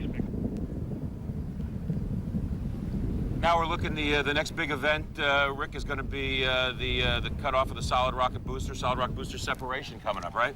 Coming up under 2 minutes, yeah. So we're close now. We're at 1 minute and 30. Consumed more than 2.25 million pounds for propellant. It now weighs. And if we're lucky, we might actually be able to see the SRB separate. We should be able to see it on the monitors right now here. We'll be able to see that booster separation. You get the solid rocket booster, they get jettisoned. Does the external tank get jettisoned afterward, gentlemen? Right, the external tank will come at what they call MECO, main engine cutoff, right? Cutoff. About 8 minutes, 10 minutes in, right? That's right. I understand because this is a night launch, we're going to lose one of the vantage points that we usually get during daytime, right? Isn't that camera on there? Right, and look at those boosters separating there, Rick. You can see those, fabulous. Now you're just flying on the 3 main engines, right, Rick? You're flying on the 3 main engines, as you said, John, up until MECO. Main engine cutoff, and then the external tank will be jettisoned after that. Now, Rick in Atlanta was talking about, how because this is a night launch, you've lost a little bit of the obvious daylight visualization of the vehicle going up. Can't see it as well, the optical cameras. But they've got radars out on the 2 SRB recovery ships, as well as radar here. So if there were to be any shedding of material off the vehicle, off the tank, they'd still be able to detect that. You'll be able. What they're going to do once they get up in orbit, one of the first procedures of the launch will be to start a planned survey of the belly of the orbiter to determine if there were foam shed, if it damaged any of the TPS, which is the thermal protection system, which is the underside belly tiles, and the RCC, which is the leading edges of the wings.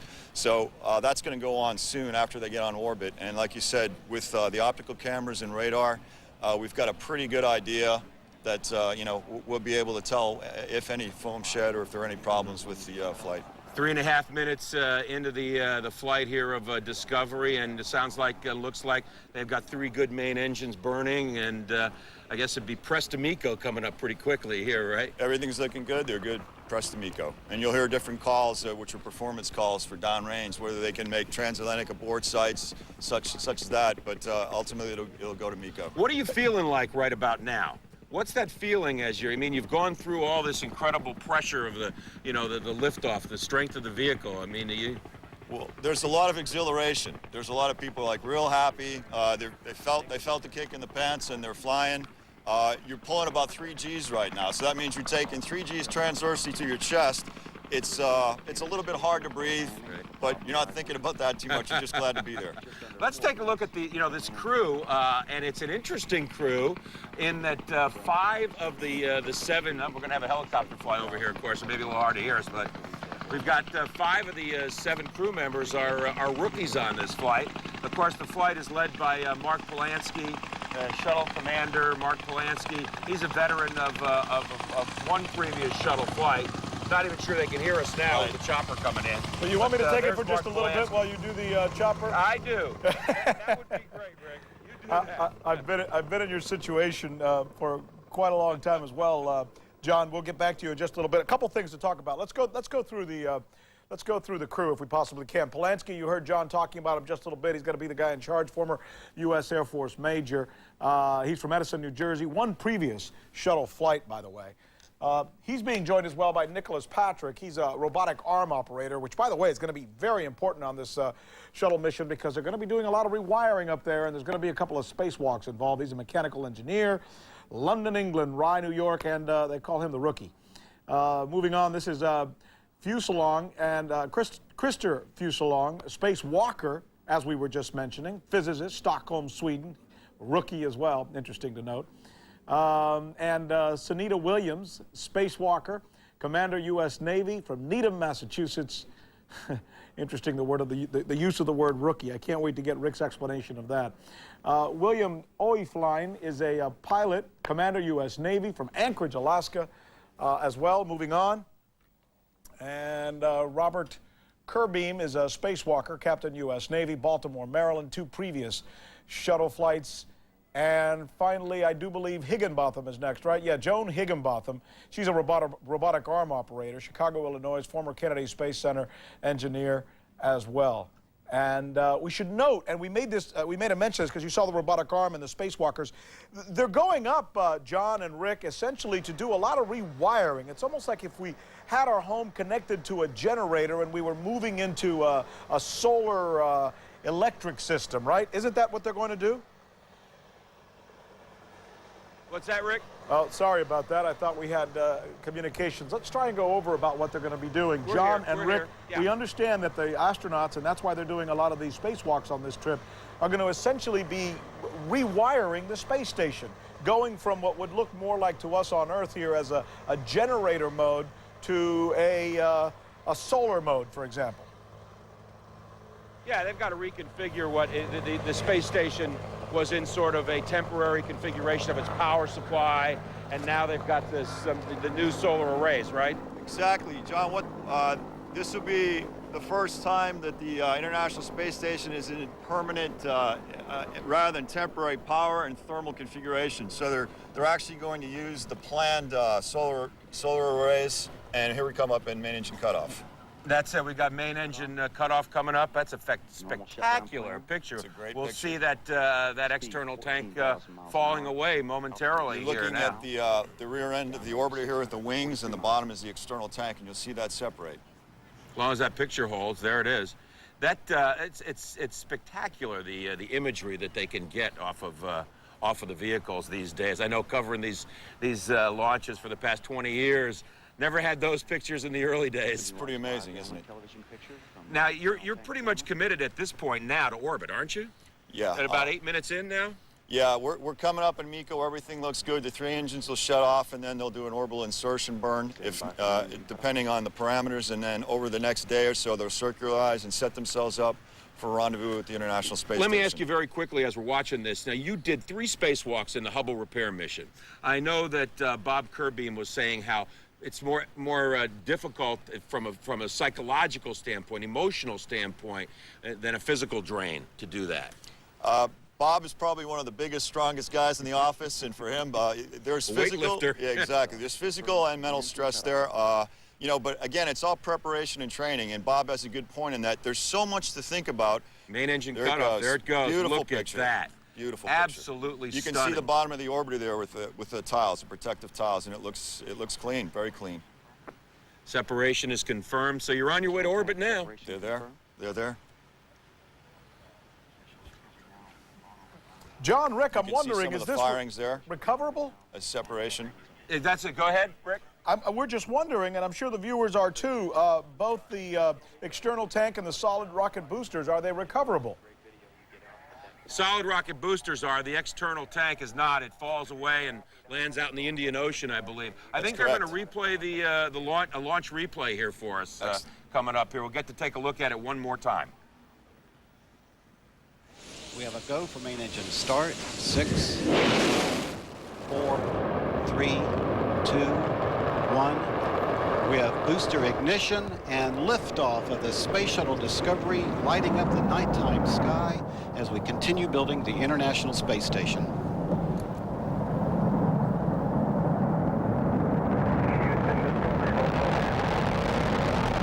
were saying, Rick, that it lights up the sky. It's like the sun coming up again, isn't it? Yeah, there's nothing quite like a night launch. Just absolutely spectacular night launches. And were any of your missions night launch missions? Pretty close. My last mission launched just as we delayed for a day and then launched the next day, and the sun was just coming up. Made for a nice launch also, but not the pitch black night launch like this has been. And that feeling right now as you're going through that you're really pressed back, aren't you? You weigh 3 times as much as you normally would, so it's a bit difficult to breathe. You feel it, but it's not. It's through your chest, not the longitudinal that you hear about when you're pulling lots of massive G's like jet fighter pilots or something like that. Well, we're going to wrap it up here in just a moment or two. It's been such a great pleasure as we watch these images to have you with us here, veteran of 3 space flights and 3 spacewalks on one mission. Rick Linehan, thanks so much for being with us. And again, the Shuttle Discovery on its way to orbit. Everything went spectacularly well here tonight. Rick Sanchez back in Atlanta. And Rick, it's good to have that vehicle off the ground. We can all go home now. You know what's interesting, John, is most of us were planning to cover this, obviously, as we here at CNN usually do. But I think if you'd taken bets around the newsroom, you'd been hard-pressed to find anybody who would have taken a bet that this thing would be going off tonight. It just seemed like all the signals were going in the opposite direction. Weren't you getting the same kind of feedback there? Yeah, that's it. I mean, that's what everybody thought early on. Everybody thought early on it wasn't going to happen, Rick, and that we'd be back here tomorrow night. The weather wasn't going to cooperate, but Florida weather, as you know, it's fickle, and it turned around. It certainly did. Those crosswinds seemed to have gotten out of the way. Thanks so much, John, for bringing us up to date, and Rick as well.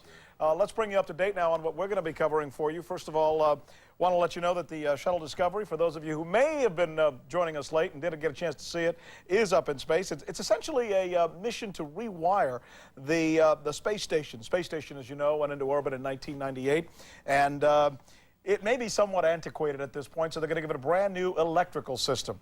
We say adieu now. I'm Rick Sanchez. Thanks so much for being with us. Glad to be able to bring you this coverage. Larry King is coming up next with his interview of Marlo Thomas. We'll be back. DLT, OTC, perform APU pre-start. APU pre-start and work. The orbiter test conductor has given pilot Bill Oefelein the go-ahead to perform the auxiliary power unit pre-start procedures. final aero surface checks of the orbiter's wing elevons and rudder are being completed. This verifies the orbiter's hydraulic systems. We're looking at the main engines being gimbaled for a final test before launch.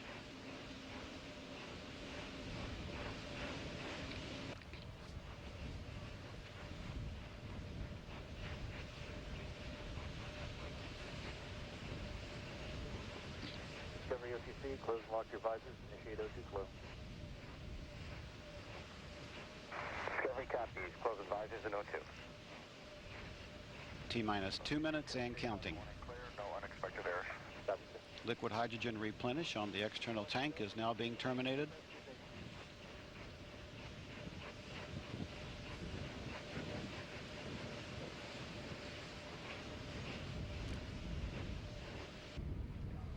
T-minus 1 minute, 35 seconds. All systems are go. We're about 90 seconds from launch of the Space Shuttle Discovery. And we have a go for auto-sequence start. Discovery's onboard computers have primary control of all the vehicle's critical functions. T-minus 22 seconds. 20. T-minus 15 seconds and counting. 10 seconds. We have a go for main engine start. 6, 4, 3, 2, 1. We have booster ignition and liftoff of the Space Shuttle Discovery, lighting up the nighttime sky as we continue building the International Space Station.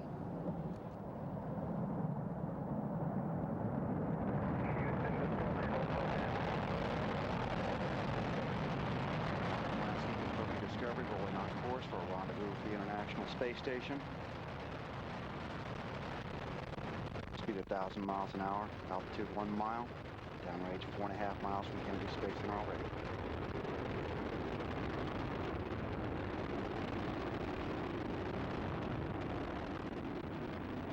Three good engines throttling back to 2/3 of the radius thrust. Passing the air at maximum dynamic pressure, about to go supersonic. There's a view from the external tank camera. Discovery Houston, go at throttle up. Go at throttle up. All systems remaining go for Discovery. Altitude 8 miles. Speed 1,700 miles an hour. Downrange 10 miles from Kennedy Space Center.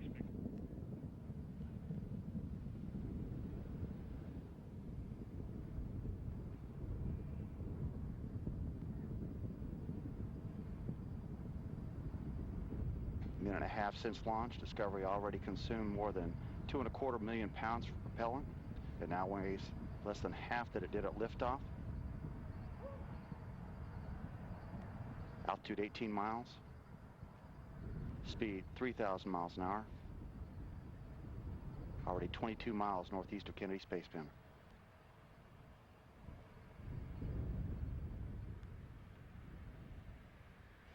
Three good engines, 3 good auxiliary power units, 3 good fuel cells.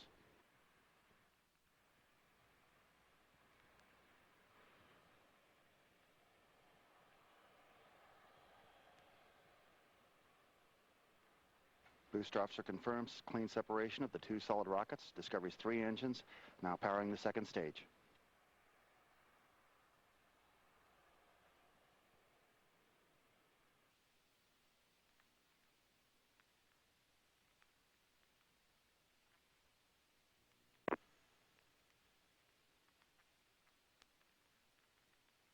Booster officer confirms main engine cutoff.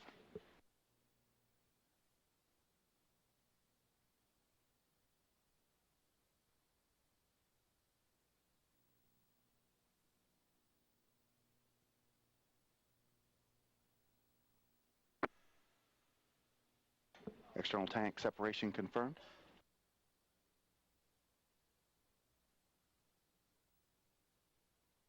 Space Shuttle Discovery now on orbit on its own.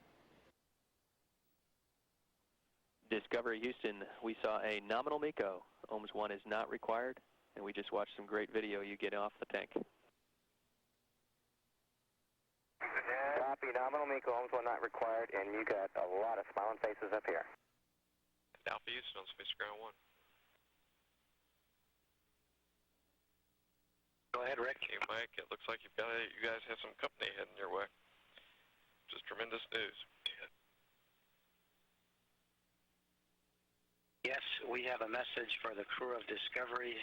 Congratulations, and likewise to the teams at Johnson, Marshall, and Kennedy that made it all happen. It's a wonderful achievement. We're going to head out, turn our porch light on so they can find us. And in your words of one of our crew members, Ali Scoot. That's tremendous. Thanks for the words. And back to work. You guys are go to do the condensate tank and ITCS samples now, of course.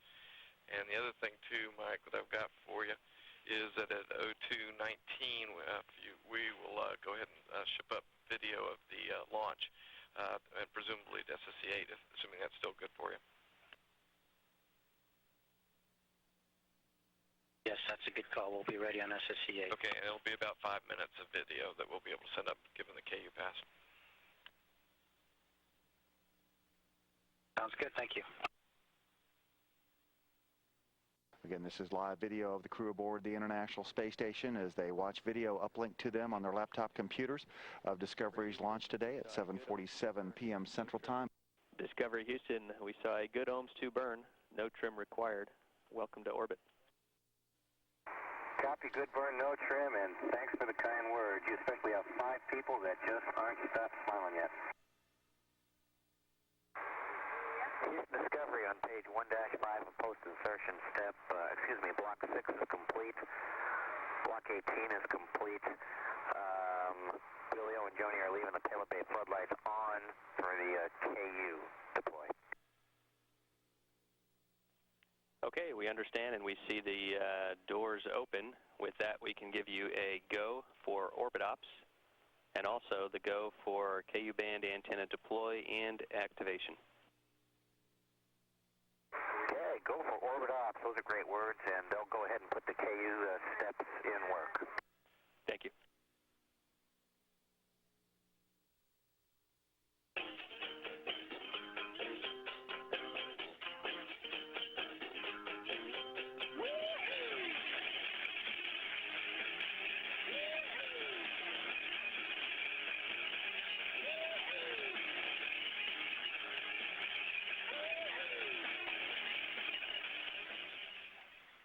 I hope you get the picture anyway. Yes, we very much got the picture. Very good.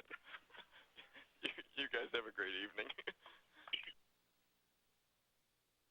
All right, same to you guys. Good night. Same to you. Good night. Night, Thomas.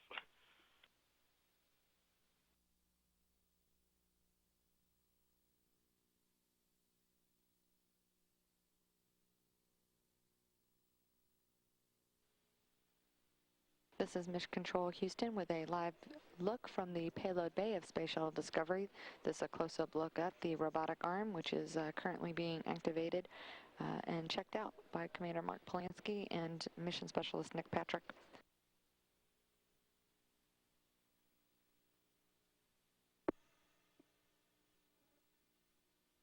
This checkout activity is being done in preparation for tomorrow's inspection activities, where they'll use this shuttle robotic arm to grapple the orbiter boom sensor system. That is the 50-foot long extension, arm extension, if you will. It's actually positioned on the other side of the payload bay on the other sill. This robotic arm will grab that extension unit, which has a inspection device on the end of it. It'll be used to inspect the shuttle thermal protection system and wing leading edge reinforced carbon-carbon, ensuring that there hadn't been any damage to any of those critical surfaces during the liftoff today. They'll then reposition that orbiter boom sensor system back into the right sill of the payload bay.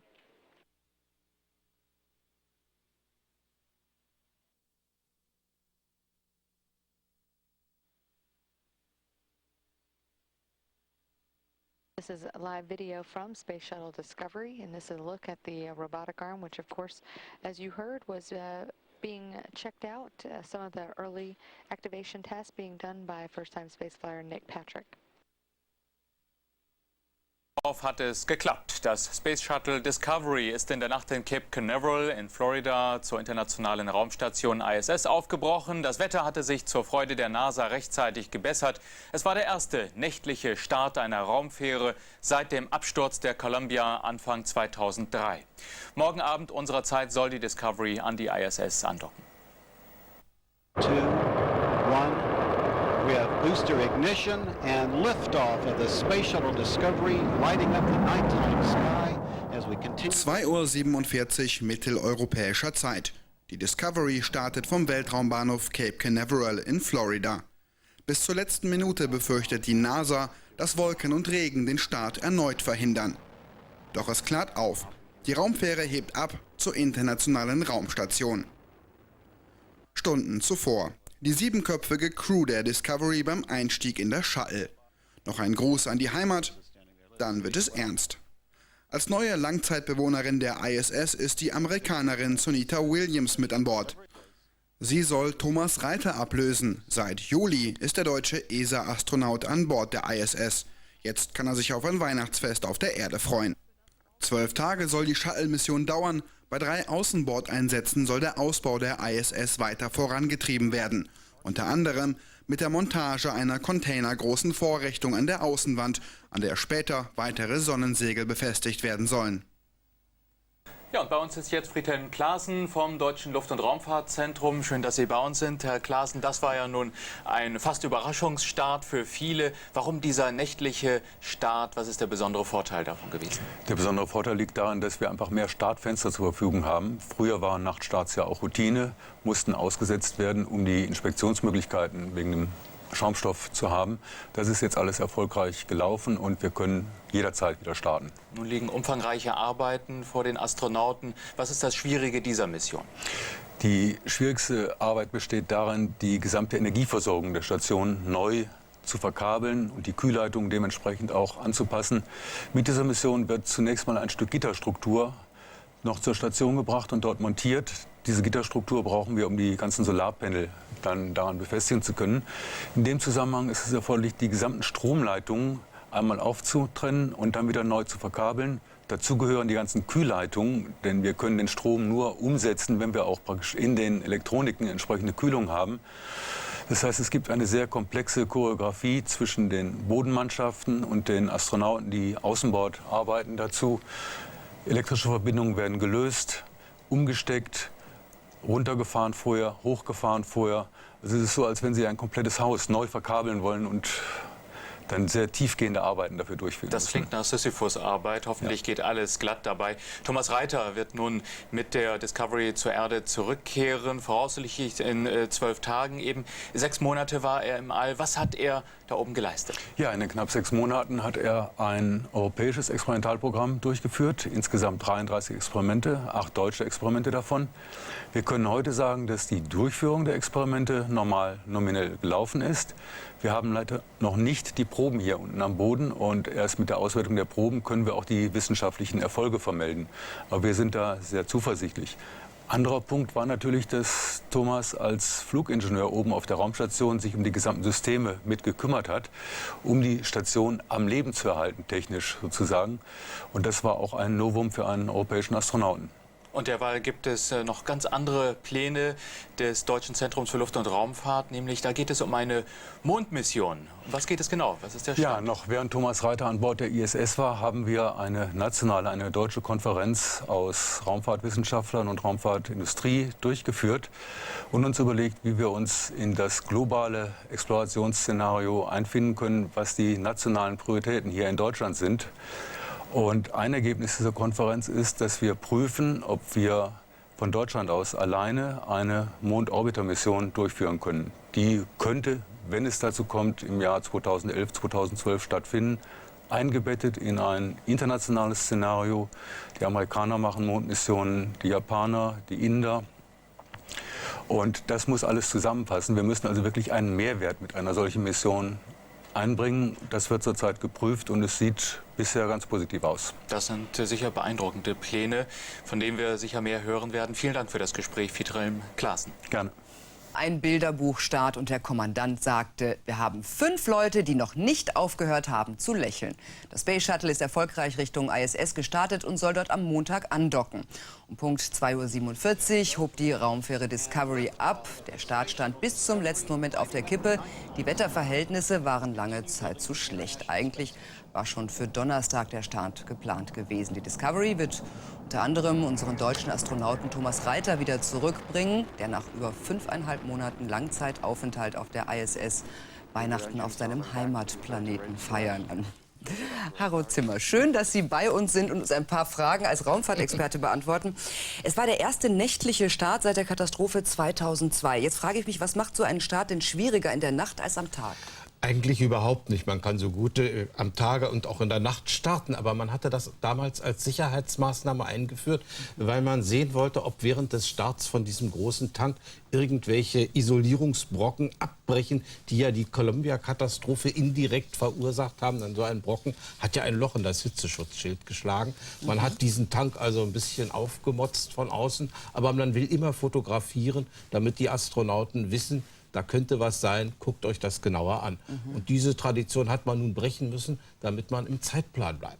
Nun ist ja auch alles gut gegangen. Ja. Was machen die Astronauten denn jetzt im Moment? Die kommen ja morgen erst an. Ja, das kann man also sehr genau sagen. Sie schlafen jetzt. Und schlafen etwa 17:30 Uhr ist Wecken. Und dann geht es eigentlich los, die Inspektion von außen. Sie fahren also einen großen Arm mit einer Kamera aus und inspizieren sozusagen den Shuttle, um zu sehen, ob er eben während des Starts Schaden genommen hat. Das ist also so eine zusätzliche Arbeit, die man eingeführt hat. Und wenn Sie sagen, Sie kommen morgen an, muss man genauer sagen, Sie kommen erst so gegen Mitternacht an, ist die Kopplung. Und etwa eine Stunde später wird die Luke geöffnet und dann sind sozusagen 10 Mann beieinander und können das weitere Programm dann ausarbeiten und ausführen. Ja, und das ist ja ziemlich hart. Ich habe was gehört, oder Sie haben es mir heute Morgen schon erzählt, vom Verkabeln der ISS. Wie muss man sich denn das Neuverkabeln einer Raumstation vorstellen? Ja, das ist ja so, man hatte beim letzten Flug neue große Solarzellenflächen angebracht, die dann in der Endphase, wenn die Station fertig ist, für alle Geräte den Strom produzieren. Die müssen jetzt angeschlossen werden. Das heißt, das eine Sonnensegelaggregat, was den Strom liefert, das muss abgeklemmt, es muss eingezogen werden und Sie müssen da oben am laufenden Band irgendwelche Dinge umstecken. Dafür wird der Strom in der Station einfach mal abgedreht. 2-mal wird das geschehen. Und gleichzeitig muss eine Kühlung in Gang gesetzt werden, damit diese Aggregate nicht beim ersten Anlaufen heiß werden. Und das erfordert eine ganz präzise, sekundengenaue Abstimmung mit der Crew am Boden und der oben, die sozusagen außen auf der Station herumturnt. Ja, das hört sich schwieriger an ja, als bei uns, Ausflüge sind als bei uns zu Hause. Ja. Thomas richtig. Reiter war jetzt 5,5 Monate oben im All, kommt in 12 Tagen wieder runter. Was sind denn die größten Probleme, die man hat nach so langer Zeit im All? Ja, das ist ja tatsächlich so. Sie können im Prinzip nicht gerade stehen. Die Blutverteilung im Körper ist ja durch die Schwerelosigkeit völlig anders geworden.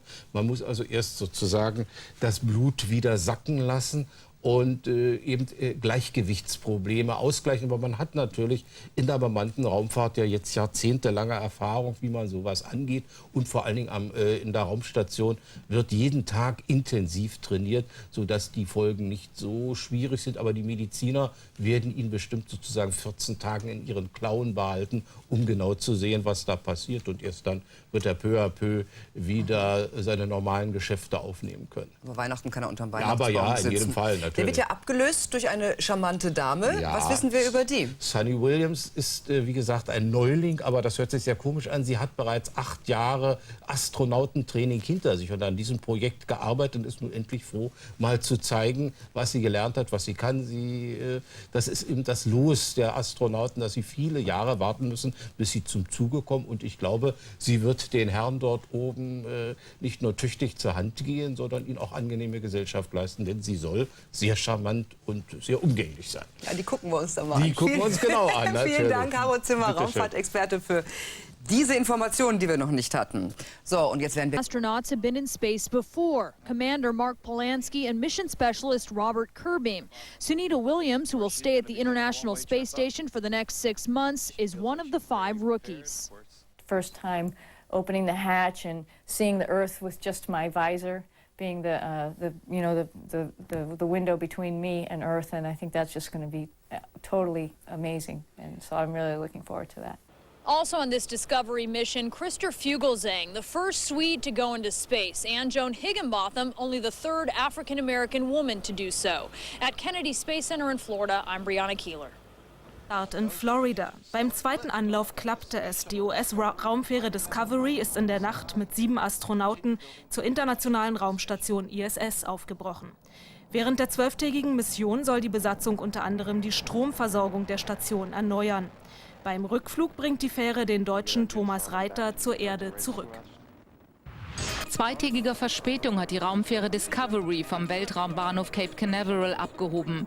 Morgen soll sie an die internationale Raumstation ISS andocken. Dort wartet der deutsche Astronaut Thomas Reiter, der bereits seit Juli im All ist. Er soll die nächsten 12 Tage noch helfen, den Ausbau der Station vorzubereiten. Pünktlich zu Weihnachten kehrt er mit der Discovery zur Erde zurück. Die Fähre Discovery ist auf dem Weg zur Raumstation ISS. Die 7 Astronauten an Bord sollen mit dem Shuttle morgen an die ISS andocken und sich dann vor allem um die Stromversorgung der Station kümmern. Ein Bilderbuchstart.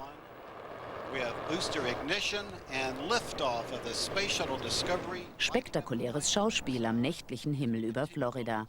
Der erste Nachtstart nach dem Absturz der Columbia im Februar 2003. Seither hatte die NASA die Shuttle-Flotte nur bei Tage abheben lassen, um mögliche Schäden an der Raumfähre besser kontrollieren zu können. 4 Stunden vor dem errechneten Starttermin die Astronauten bei ihren letzten Vorbereitungen. Ihre Mission gilt als besonders kompliziert. Bei 3 Außeneinsätzen werden sie an der Stromversorgung der internationalen Raumstation arbeiten. Teile der Station sind dann zeitweise ohne Strom. 5 der 7 Besatzungsmitglieder sind noch nie in einem Shuttle geflogen. Auch für die Amerikanerin Sunita Williams ist dies der erste Flug. Die 41-Jährige wird als neue Langzeitbewohnerin auf der Raumstation bleiben. Sie löst Thomas Reiter ab. Der deutsche Astronaut ist seit 5,5 Monaten im All. Der Space Shuttle soll ihn rechtzeitig zum Weihnachtsfest zurück zur Erde bringen. 2 alte Hasen und 5 Frischlinge. Das ist das Team der Discovery. Mit dabei ist Christer Fuglesang, der erste Schwede im All. Noch nie hatte eine Mannschaft so knifflige Aufgaben zu erledigen. 3, 2, 1. We have booster ignition and liftoff of the 14 Mal müssen die Space Shuttles noch fliegen, bis die internationale Raumstation fertig ist. Die NASA steht unter Erfolgsdruck. Da müssen auch die Neulinge Verantwortung übernehmen. Christer Fuglesang soll 2 Weltraumspaziergänge machen. Jahrelang hat der 49-jährige Physiker jeden Handgriff geübt, am Bildschirm und im Tauchbecken. Aber im Weltraum ist dann doch alles so ganz anders. Eine Riesenverantwortung für den Neuling. Natürlich ist man nervös, dass man etwas falsch machen könnte, irgendeinen dusseligen Fehler, der sehr teuer werden kann. Keiner will wie ein Idiot dastehen. Die Raumstation ist noch immer ein Provisorium. Jetzt sollen die Sonnensegel richtig verkabelt werden. Rechts außen fehlt noch ein Verbindungsstück. Rundherum sind stromführende Teile. Millimeterarbeit für die Kollegin am Roboterarm. Fuglesang muss dann raus und die neuen Verbindungen stecken, so wie er es im Tauchbecken geübt hat. Zeitweise ist die Hälfte der Stromversorgung abgeschaltet, eine Zitterpartie. Eines der alten Segel ist beim Ausbau im Weg. Es soll anderswo montiert werden. Alle hoffen, dass es sich nicht verklemmt. Das ist das erste Mal überhaupt, dass wir ein Solarpanel einzufahren versuchen, das so lange im Weltraum war, so viel länger als geplant. Einer freut sich besonders auf den Besuch, der deutsche Astronaut Thomas Reiter. Er lebt schon seit Anfang Juli auf der ISS.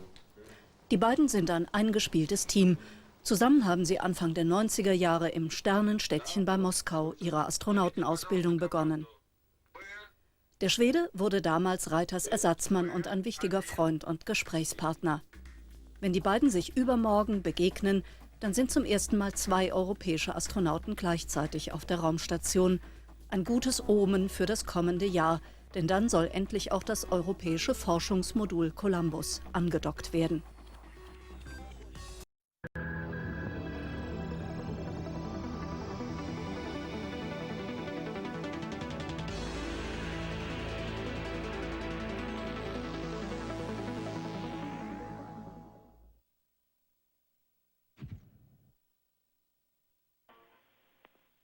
Good morning, Discovery, and a special good morning to you, Mark. And we especially want to thank you for the burst of sunshine you brought into our lives last night. It was an awesome launch.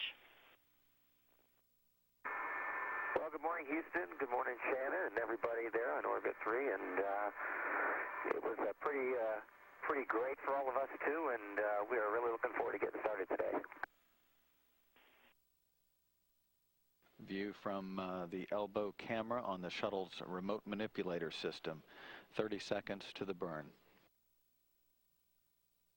The burn will last 36 seconds, changing the velocity by 57 feet per second, or about 38 miles per hour with the conversion.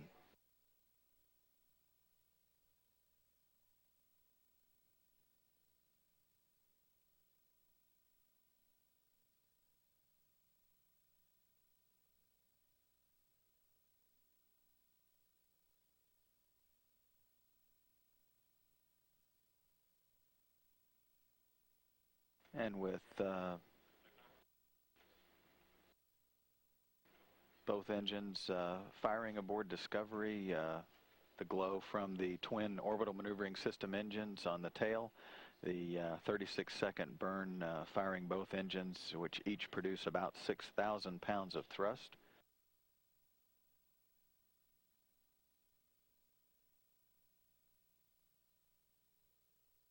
The burn occurring as Discovery passes high above Japan on a southeasterly track that will take it across the central Pacific Ocean. Discovery Houston, good burn, no trim required. That's great, thank you.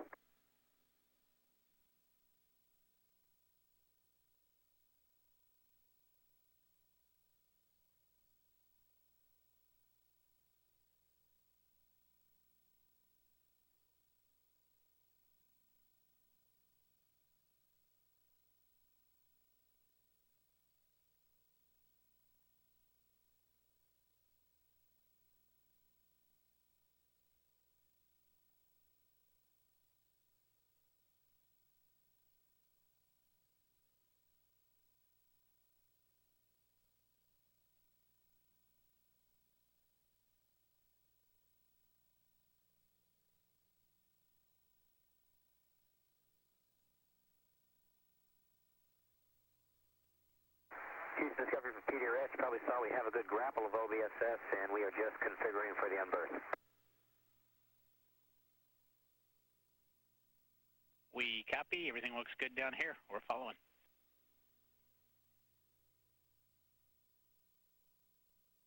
And Houston Discovery for the survey, if you're happy with the current view, we will proceed. And Nick, we like the image, you're cleared to press. Discovery copies, thanks, Kevin.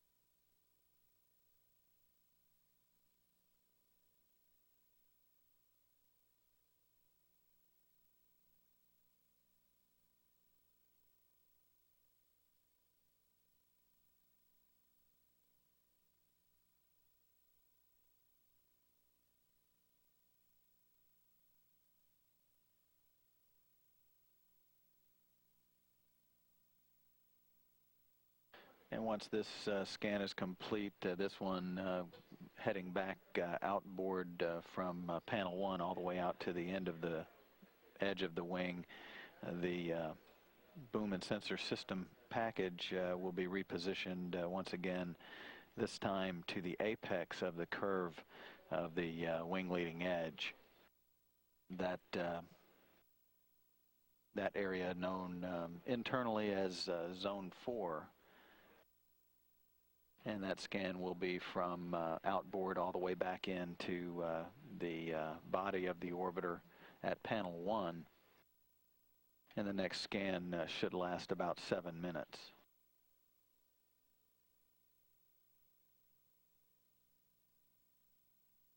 Houston Discovery for EVA, just to let you know, we finished with EMU checkout prep and we're going to start into EMU checkout. Okay, Sunny, we copy that, and we're ready for EMU checkout. The Apex or Zone 4 survey underway of the right-hand wing of Discovery, while Sonny Williams, mission specialist for Discovery's flight to the station, soon to become flight engineer, along with the Expedition 14 crew, radioing down that they are in the process of beginning checking out the space suits that will be used, the extravehicular mobility unit suits that will be used for the 3 planned spacewalks during the flight.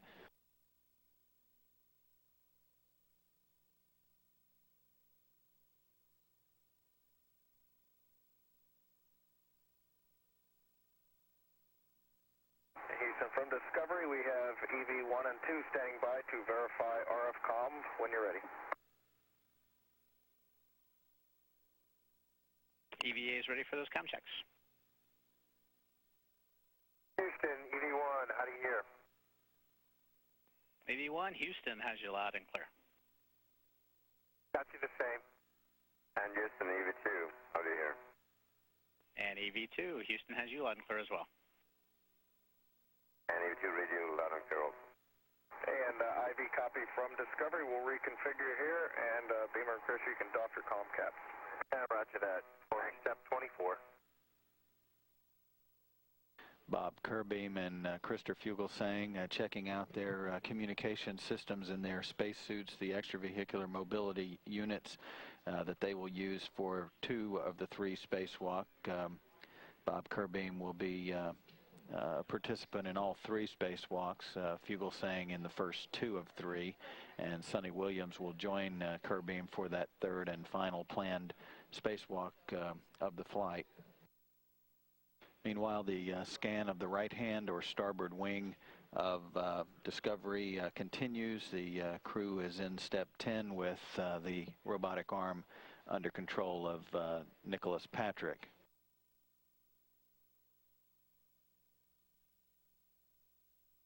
This is Mission Control Houston. The nose cap survey essentially is complete. The crew is now maneuvering the robotic arm and the boom extension away from the nose cap. The next step after that will be to enable the vernier control jets, the small thruster jets in the nose of the orbiter. The forward reaction control system consists of a combination of vernier control jets as well as primary jets. These primary jets produce about 800 pounds of thrust each, and the smaller vernier jets are very subtle firing jets that produce about 28 pounds of thrust each.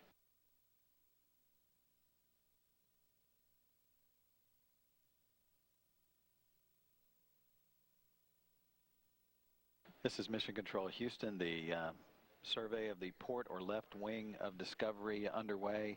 Again, multi-step process to ensure that the reinforced carbon-carbon panels, the 22 panels that line the leading edge of the wing, are healthy after Discovery's launch and climb to orbit on Saturday evening.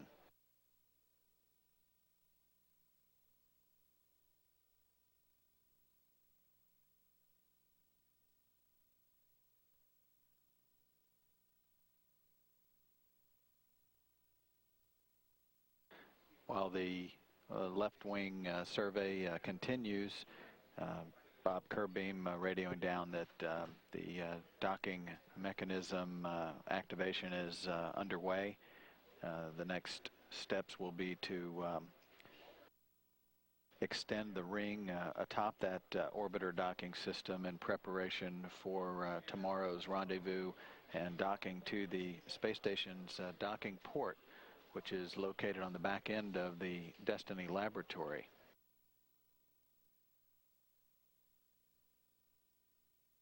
The next sweep of the left wing will be from the outermost point, panel 22, back toward the body of the orbiter to panel 1.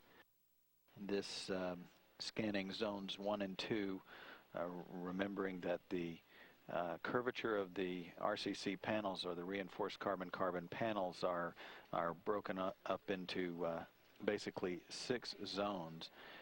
Numbered 1 through 6, with 1 being the underside edge of the reinforced carbon-carbon panel, 6 being the uppermost portion of the panels. This scan is documenting zones 1 and 2 from panel 22 back toward panel 1.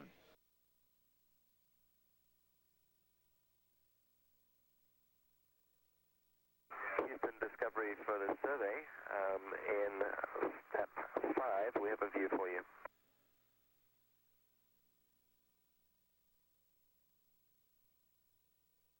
We like the view. You're clear to proceed. Roger that.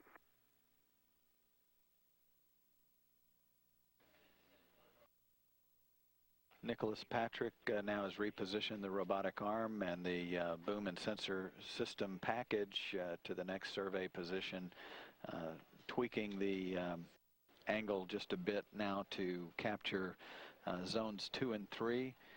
This starting from panel 1 on the forward or inside portion of the wing, heading out back out to the end of the wing, panel 22. Go ahead. Yeah, if Max likes everything we've done with the docking system, we'd like to do docking system power down at this time. And Beamer, we are ready for the power down. Okay, here it comes.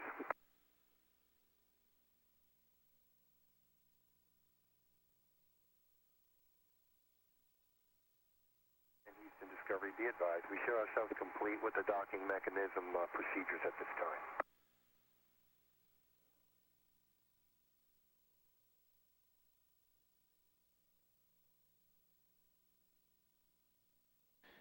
And the next scan of the left wing leading edge just getting underway. This is section 5, scanning from panels 1 all the way out to the end of the wing, panel 22 once again, this covering zones 4 and 5. So from the center point of the panel to zone 5, which is just a little bit above the center point. Again, the wing leading edges are divided into 6 sections or zones.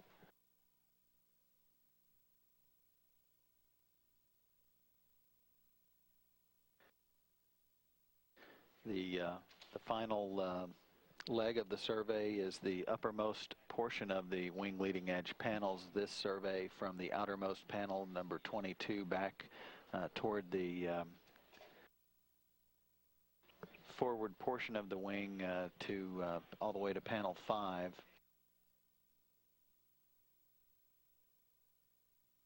And this will essentially complete the survey of the reinforced carbon-carbon structures on the orbiter, both the right wing, the left wing, and the nose cap. Following the completion of this pass, the robotic arm under control of Nicholas Patrick, mission specialist on board Discovery, will proceed to park the boom back in its cradle and then take a break before using the shuttle's robotic arm by itself to survey all of the upper surfaces of the space shuttle.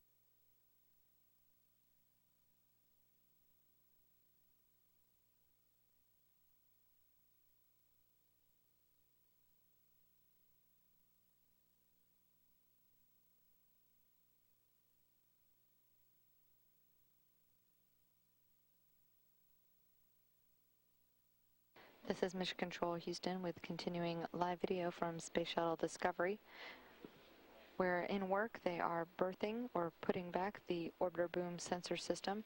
That is the 50-foot extension and the sensors at the end of it, replacing that back into the Discovery's payload bay after it was used extensively today for inspection of the wing leading edges and nose cap of the space shuttle. This activity is being conducted by mission specialist and first-time spaceflyer Nick Patrick. That activity going smoothly, and they are scheduled to continue with the survey work using just the robotic arm to look at some of the upper surfaces of the orbiter.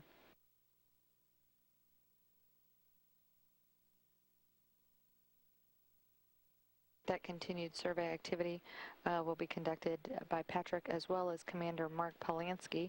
Meanwhile, other crew members will be continuing with some other activities. Discovery, we're complete with the OBSS on berth and heading over to the end effector camera upper surface survey. We copy Discovery. We're watching. Thanks.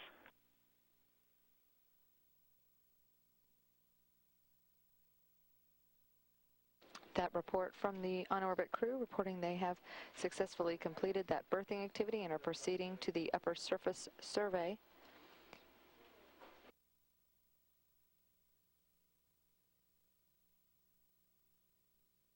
We're switching now to live video from Space Shuttle Discovery, where Commander Mark Polansky is working with mission specialist Nick Patrick as they're conducting some continued survey activities of the vehicle's exterior.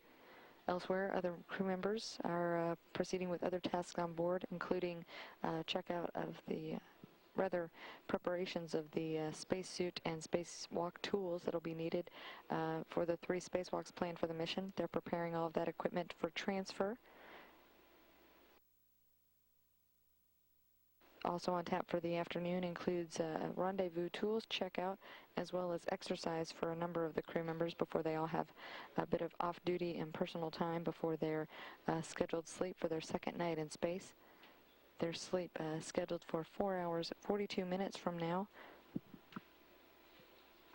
at 1:17 a.m. Central Time. We'll continue with this live video as it's available from Space Shuttle Discovery, but otherwise their activities continuing to go well on this, their first full day in space. This is Mission Control Houston.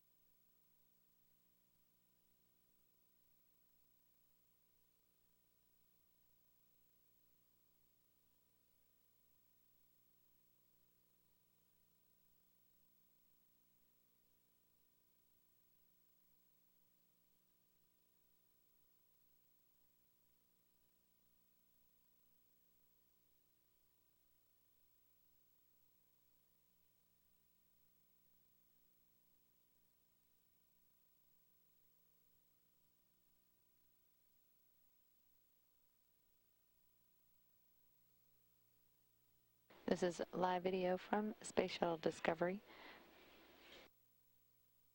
The vehicle continuing to perform well and just making its way now over the southern Indian Ocean, traveling about 1,000 nautical miles behind the International Space Station as the 2 vehicles are closing in for their rendezvous and docking tomorrow afternoon. As part of that rendezvous activity, they'll also be conducting the what's now a standard procedure, the rendezvous pitch maneuver, which is ultimately a backflip of the space shuttle, exposing its underside to the International Space Station crew and allowing those crew members to take a number of still videos of the critical tiles underneath the vehicle and ensure, again, another way to verify there hasn't been any critical damage to those surfaces. That's scheduled to occur just after 4 p.m. Central Time, as they make their approach to the International Space Station for ultimate docking to the station at 5:05 p.m. Central Time. After some initial leak checks and other configurations, they will have their hatch opening and then their welcome ceremony to the International Space Station just after 7 p.m. Central Time. All of that, of course, carried here on NASA TV as the STS-116 crew mates with the International Space Station, and some of the highlight activities for the mission get underway.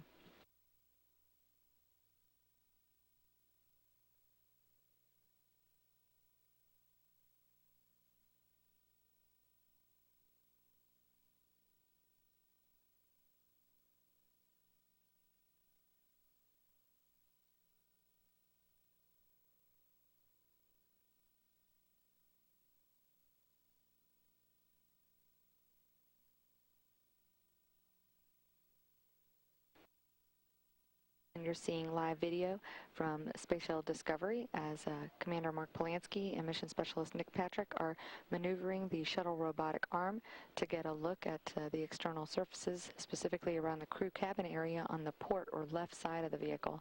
And there you can see one of the crew members inside waving, just getting a glimpse of them inside the orbiter as that robotic arm and its camera go by.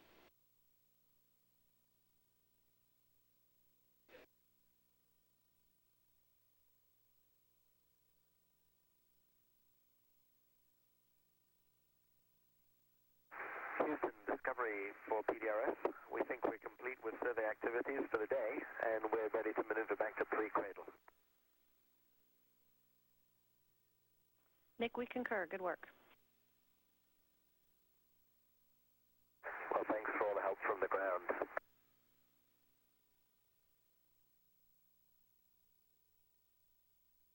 Continuing live video from Space Shuttle Discovery. There's a look at the shuttle robotic arm. The crew just reporting down that they have completed the survey of the port side of the vehicle, and now will be maneuvering that arm into the what's known as the pre-cradle position. But that additional upper survey activity continuing to go well.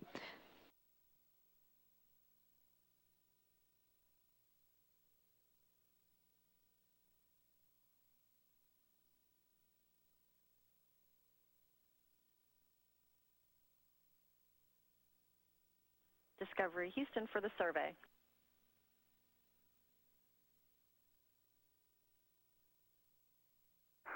Go ahead, Houston. And Discovery, we'd like you to pick up in line 5 of the block that you're currently in, shoulder yaw.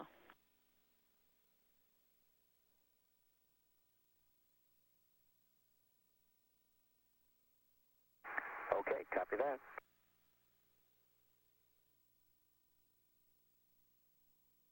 Switching now to a live view in the International Space Station. Here a view of European Space Agency astronaut and Expedition 14 flight engineer Thomas Reiter, who's working in the U.S. Destiny Lab, and NASA astronaut and Expedition Commander Michael Lopez Alegria there, floating into view. The two in their afternoon activities as well, and making preparations for the arrival and docking of the Space Shuttle Discovery.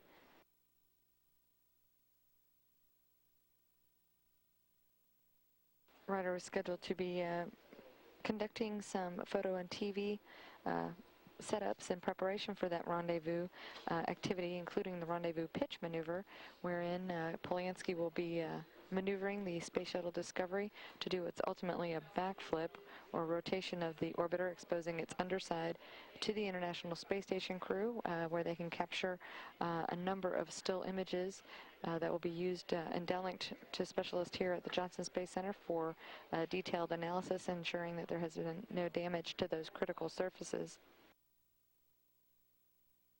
You can see that still camera in view now.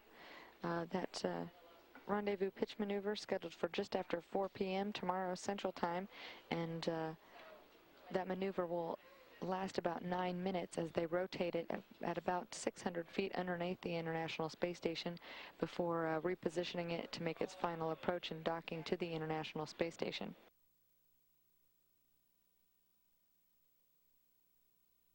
We're now switching back to live video from Space Shuttle Discovery. This is a view from the shuttle robotic arm, and also in view there, a good look at the aft portion of the payload bay.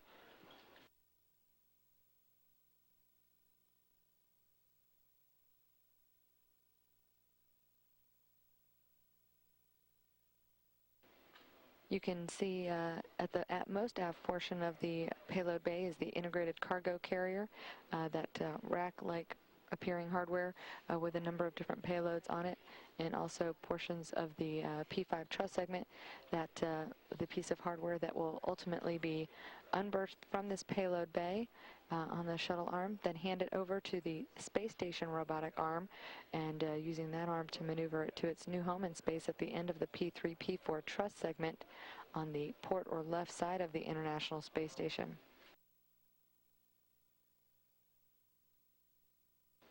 This is a playback of video captured earlier during some of the survey activity, this being downlinked now from the Space Shuttle crew, and providing a chance for the ground control team here in Houston to capture that for further analysis.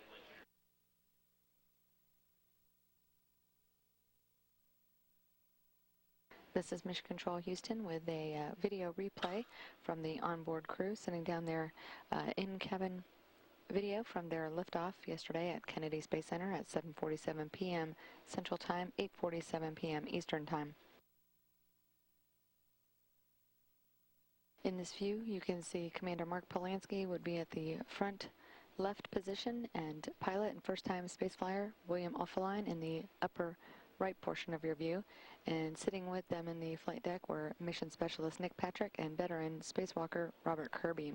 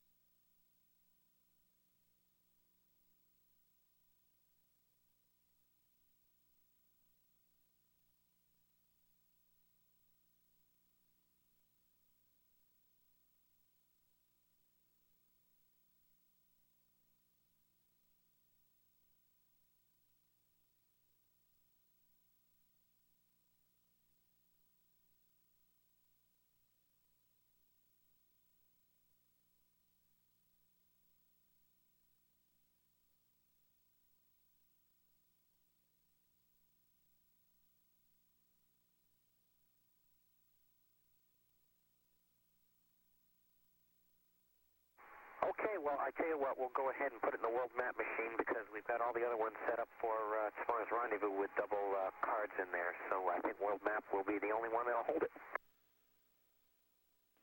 Okay, we copy. Thanks, Mark.